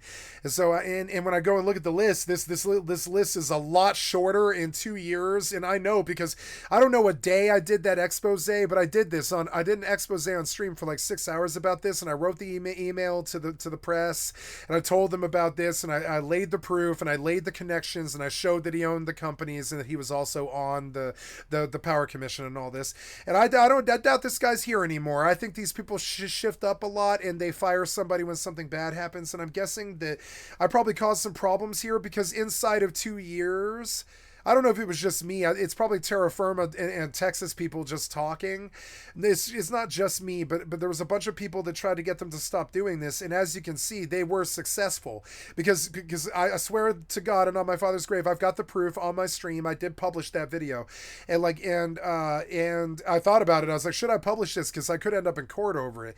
But I mean, like, I did publish that video, and yeah, and on that video is a list of 300 fucking power companies all over Texas in really small towns that don't need them. Now, that sounds weird, but I mean, it is true. The towns don't need separate power companies. They don't really. So now you see about 1, 2, 3, 4, 5. You see about 5 companies.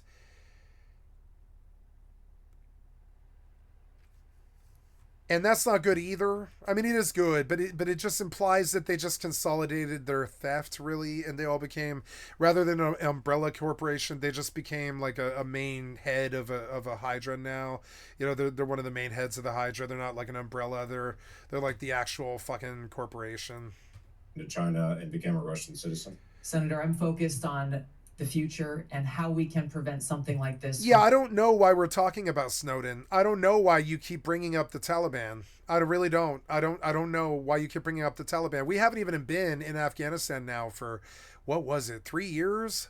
Happening Why again. the fuck are we talking about the Taliban? It keeps coming up over and over and over again. Like you want another war with Middle East. Like your war ended, so now you want another one. Why do you keep talking about the Middle East and Israel? You believe there's nothing going on that you can do anything about. It's their fucking business. A real sage leader knows when to be strong and just accept the reality. You can't stop Israel-Palestine. You can't stop it. They've been telling you you can't stop it. You can't stop it. Step the fuck out, butt out. Get your fucking nose out of that business. Stop judging the Middle East. Stop fucking lying about the Taliban. Stop fucking around with the Muslims. Stop fucking doing it. And worry about your own. as the chairman of this committee believes. I respect those people more than I respect you. You know what I'm saying? Which is a sad state of affairs. I respect whatever you think the Taliban is more than I respect my own government. You keep banning about this word Taliban like I hate it more than I hate you. I don't. I respect the Taliban, if it exists, more than I respect my own government. I really do. For one thing, I don't think they've killed as many people. As the vast majority of members of our intelligence agencies. I'm sorry, I love my government. I just don't like what they become. Like I would die and fight for my government. I love my government. I just don't like what they become. I don't love what they become. But I mean, as an entity, as an American, I love my government. But as to what they become, that Edward Snowden, I can't be in the same room as them, was a traitor to the United States of America. Senator, yeah.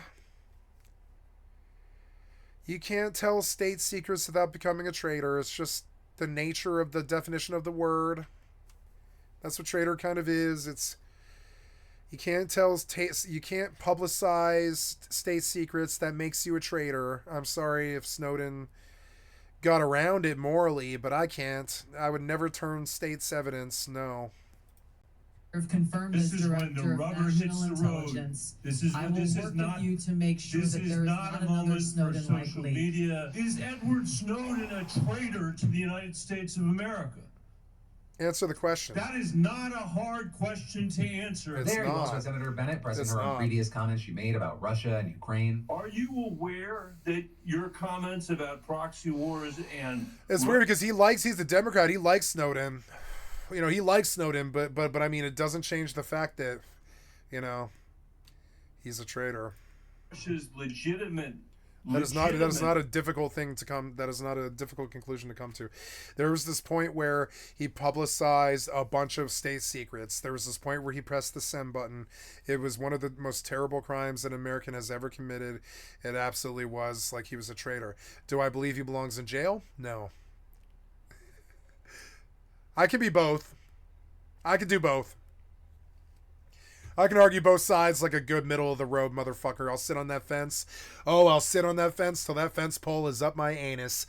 I will sit on that fucking fence and I'll be like, out of one side of my mouth, I'll be like, yep, I don't want Snowden in jail.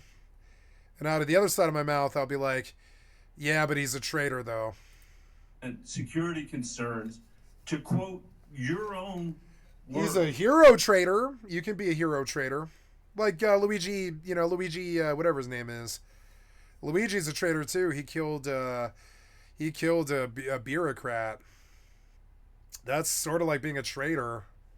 You can't kill bureaucrats. That's a civil servant. Luigi's a traitor too. He kind of killed his civil servant in a way. I mean, it's not a civil servant, but that guy, he's what do they call this? He's private industry. He's not the enemy.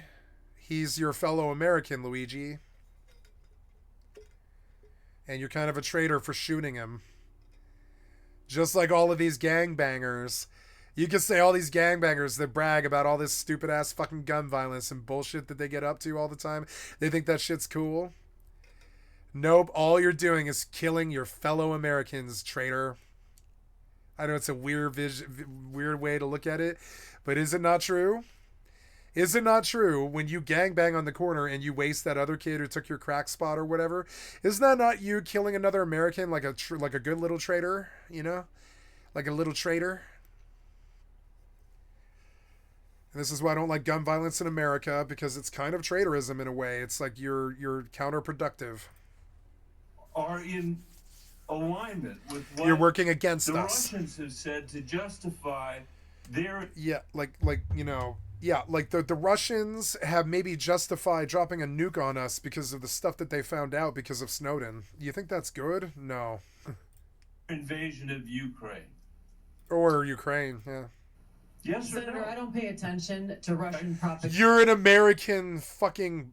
You run the you run the NIA. What are you talking about? What are you talking about? You are the NIA. You don't pay attention to Russian propaganda. Senator, I am the director of national intelligence. I don't pay attention to Russian propaganda.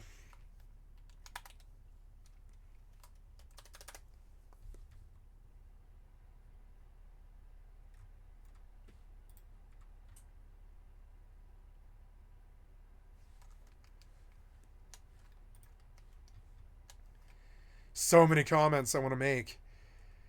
A director of national intelligence who doesn't pay attention to Russian propaganda.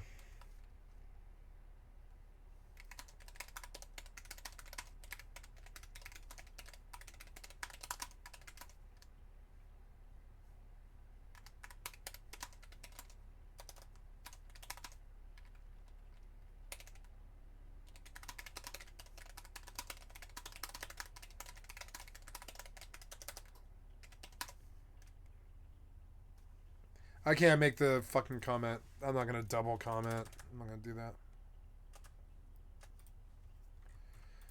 So I'll take my goal is to speak the truth. The answer is no. Up is down, left is right, cats are dogs, midnight is noon, and the National Intelligence Director doesn't want to pay attention to Russian propaganda. Regardless of whether you like it. That's the Conservative Party for you. Morons. There's certain things you can say about each party. Like, for instance, I wouldn't really call the Democrats racist. But I would call the Republicans racist. And I wouldn't call the Republicans smart.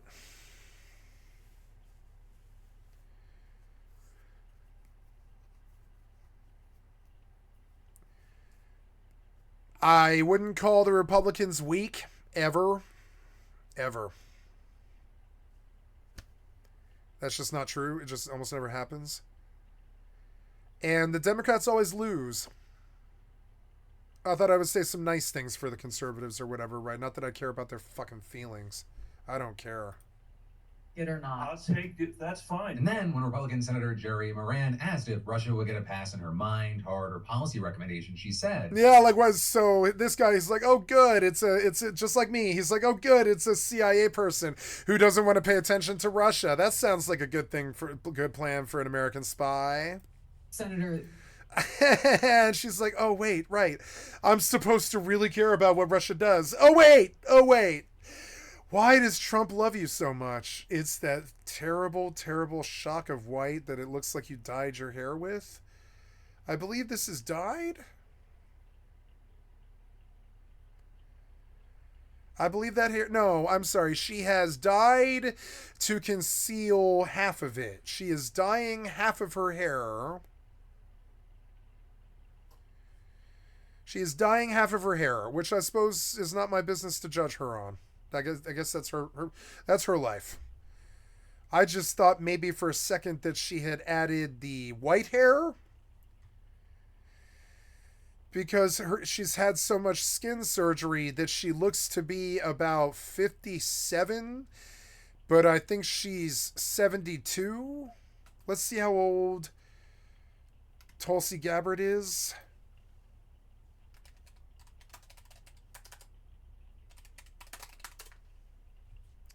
43. I'm sorry, but okay, I am close to 43. I'm not 43, but I'm close to it. I'm close to 43. I am close to 43, right? I do not have, do you see, I've got some white. I do. But I don't have this. I don't have whatever she's done. This is a 40-year-old woman who has added white to her hair.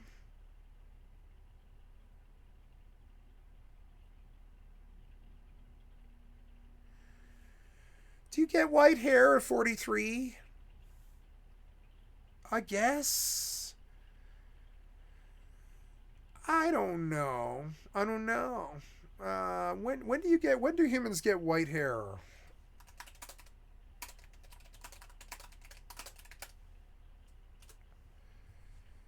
Mid-40s. Okay, never mind. No, I guess that is her time, huh? Okay, never mind. She's got a stressful job. More stressful than mine.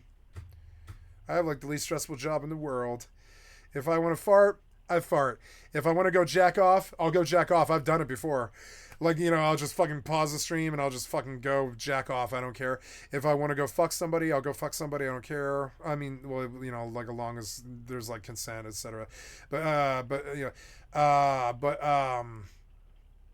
Like I can do whatever I want in this job. She doesn't have that. And so I do have some sympathy to her and her white hair in that respect. She got a tough job.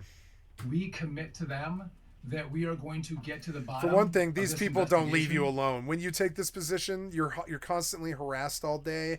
And I'm very cognizant of this. Ooh, right-wing influencers secretly paid by Russia. Yay. Not in 3 years, not in 4 years, but as quickly as possible. What happened yesterday shouldn't have happened. It should not have happened. And when Americans take off in airplanes, they should expect to land at their destination. Right, and then Hegseth did the same. No, you moved me. There was Should I proceed? I mean, no country, group, or individual will get a pass. But then finally, to try to make this consumable, that brings But us you to did. the You top just said topic. out of the same mouth in the same fucking session. It's not like you said this 5 years ago and I'm paraquoting you or something. You just said in the same session that you absolutely do not pay attention to Russian propaganda. You are the leader of the National Intelligence Agency. Isn't that your fucking job, you scrub? This hearing is actually still going on as I'm recording this show, and it's getting finalized. Embarrassing. So it's still developing. I'm going to want to hit on some key things, but again, I'm going to link. I need to combine a word with embarrass and America. Embesserica. So, it's the United States of embarrassment. United States of embarrassment, kind of. You're a National Intelligence Agency head tool, but you don't pay attention to Russia. You just swore on a Bible in front of senators. You're also a liar. You're also just a liar. You're just a lying like Pinocchio right in fucking front of me. Like your nose is going through my eye, like you know, like you're lying so badly that your nose shoots out like a fucking wiener and goes through my eye. It's disgusting, like Simpsons. Like, God damn it, man. To the full thing in the description. Right, and so first, a bit about Patel is that he is a Trump loyalist that we've also seen widely criticized for embracing conspiracy theories and using inflammatory rhetoric, especially on right-wing podcasts. And the fact that he is a loyalist, while not surprising, is very notable for this specific position because, as the New York Times explains, his selection has upended the post-Watergate tradition of... It's funny because the only place where the left and the right meet is me, the progressive, or whatever you want to call it. I'm ultra left-wing liberal. but I like guns. So I don't know what you would call that. Middle of the road? I don't know. I own guns. So I don't know what you would call that. What is that? I mean, it's not a libertarian. I guess it's a libertarian. I don't know what you would call that. I'm not represented. But I'm the guy who whispered in the right wingers' ears about Putin and 9/11 and George Bush and Cheney and the deep state, and I'm the people that yelled about that stuff like on stage in my punk band. Picking nonpartisan directors and saying, if confirmed, Mr. Patel could provide Mr. Trump with a direct line into the FBI, eliminating guardrails meant to insulate the Bureau from White House interference. And there are a long list of his views and comments that many say are alarming. But for the context of this hearing today, the most notable included his repeated attacks on the FBI itself. Right? And that because he reportedly has continuously undermined the work of the agency that he's been tapped to lead, including the prosecution of those charged in connection with the insurrection, which is also something he claimed was planned by the FBI and tried to blame on Nancy Pelosi. He's also repeatedly railed against the FBI as an institution, painting it as corrupt, vowing to reshape the agency with firings, promising to shut down the FBI's DC headquarters, and saying that he will go after Trump's enemies. And to that point, Democrats questioned him about a list of 60 names of people he deemed members of the executive branch deep state in his book titled Government Gangsters, the Deep State, the Truth, and the Battle for Our Democracy. Arguing that this list should be taken as a list of enemies that he could go after as FBI director. But today, when asked during the hearing, we saw him deny that the appendix was a list of political opponents. It's not an enemies list. That is a total mischaracterization. Though notably, he Yes, also refuses. it is. You wrote a political book and you put an enemy list at the back of it. They do this all the time. Say whether he would use his position as FBI director to investigate people on that list, saying only that he wouldn't go backwards. Of course. If he would probe Trump's perceived enemies. That's what Also, he'll do. that wasn't the only question he did not answer. He repeatedly refused to say that Biden had won the 2020 election when asked by multiple senators and Oh pressed my extensively. God. Did Donald Trump lose the 2020 presidential election? Yes or no? And they triple. You can't admit that, then you're just a liar. See, they use that tone. They're like you can hear her do it. And it's just so dumb. And this is what they get stuck on. They're like say on record that you lied. Say on record that you lied. All right, I'm calling for an inquest. President Biden's election was certified. He was sworn in, and he served as the president of the United States. Once again, but what's so hard about just saying that Biden won the 2020 election? Because he doesn't believe it, and he's not a liar. Maybe. Hard about that. Senator, as I've said before, that President Biden was certified and sworn in, and he was the president. I don't know how else to say it. Well, the other way to say it is he won. He was the president. He was the president. The other way to They hit the wall like he's not going to say it. No. You understand what I'm asking you? Can you say the words? No, they can't because they believe that it was stolen. They really do. They full blown believe they've got. It's kind of like God. They say, "Do you believe in God?" And some of them are like, "Yes," and some of them believe it, and some of them don't. But it's sort of like that. He believes in the God that is like this lie. He just believes in it, and this tricks them out. They're like, "What the fuck? You're like a true believer?" Biden won the 2020 election. Joe Biden was the president of the United States. We also saw many Democrats pressing Patel on his past and he laughs. Statements on podcasts and social media, including his support for conspiracy theories. But there, Patel. No, because if he does that, it harms Trump, and if he harms Trump, he loses his little lackey position. We all know what it is. Brushed them off, saying that he didn't remember past statements that senators had flagged, and claiming that they were taking his remarks out I of love my context. couch. The I best love attacks it. on me are to be false accusations and grotesque So comfortable now. mischaracterizations. The only thing this body is doing is defeating the credibility of the men and women at the FBI. I stood with them here in this country. In every theater of war we have, I was on the ground in service of this nation. And any accusations leveled against me that I would somehow put political bias before the Constitution are grotesquely unfair. With Patel even claiming at one point that he only went on controversial far-right podcasts to debunk rather than endorse false claims, despite hours of content to the contrary. But in general here, I will say we saw Republicans backing Patel, making it likely that he will be confirmed. And so for now, we're going to have to wait to see how the confirmation votes go for all three of these nominees. And in the meantime, I'll pass the question off to you. What are your thoughts here? And then we'll get to more news in just a moment, but really quick, if you'd like to support this show, especially these extra large ones, one of the best ways to do it is get yourself some awesome stuff at beautifulbastard.com. Where in addition to new recent releases like God is Testing Me and I Refuse to Study, A Silly Goose in This Economy, it feels like we're stuck inside a snow globe and some asshole keeps shaking it. We have so much fantastic stuff on site, some of it 20 to 80% off. And from now until the end of this weekend, if you use code WOOSA, you'll get 50% off those fan favorite candles. Check it out, wear your feelings, get anything and everything you want over at beautifulbastard.com.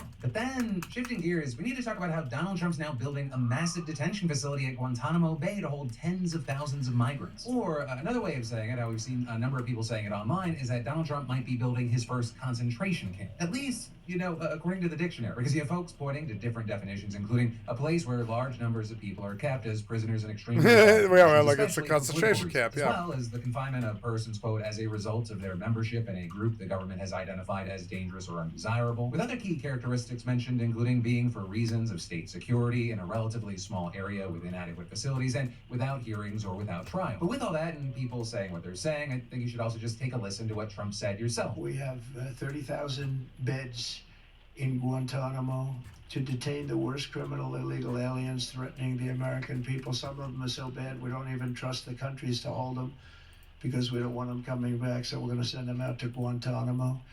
This will double our capacity immediately, right? And tough. It's a tough place to get out of. Oh, Today's good, fluorescent sightings bring us lights. one step Yay. closer Oh, no, I to don't. eradicating the scourge of migrant crime in our communities once and for all. And so with this, I really want to unpack why the idea of all of this is so alarming to so many people. And we're going to start there with a brief history of Guantanamo Bay. Because while you might know the gist, specifically, it's a naval base in a part of southeastern Cuba seized by the American military in 1898, within 45 square miles, later being indefinitely leased to the United States government for only about $4,000 a year. So despite the crazy low rent, it is incredibly costly, in part because it's home to what's been described as the most expensive prison on Earth. Or with that being the Guantanamo Bay military prison, which opened in 2002 and has long held detainees taken into custody after the 9/11 attacks, many of whom had reportedly been tortured before being brought there, with them then suffering conditions at Guantanamo that have been described as cruel, inhumane, and degrading. And while with that, many aren't going to shed a tear for them, it's important to say that nearly 800 people have been detained, and most of them were never charged. With that including 9 men who died in prison, 6 by suspected suicide, and now only 15 remain, including the alleged mastermind of 9/11. But with that, and this is a key thing, what less people know about Guantanamo is that, separate from the military prison, it has actually long been used to hold migrants. In fact, it's a practice going back decades through both Democratic and Republican administrations. And specifically, this has taken place in a facility known as the Guantanamo Migrant Operations Center, with a facility primarily holding migrants who have been picked up at sea. And in the 1990s, for example, when it started, it held more than 45,000 people fleeing crises in both Haiti and Cuba. Though I will say, more recently, the numbers have been much smaller, with the Times, for example, reporting that just 37 migrants were held there from 2020 to 2023. But in any case, with all that regarding the numbers, you also have the International Refugee Assistance Project releasing a scathing report on refugee detention at Guantanamo last year, with them accusing the United States of detaining migrants fleeing Haiti, Cuba, and other Caribbean countries indefinitely in prison-like conditions without access to the outside world and trapped in a punitive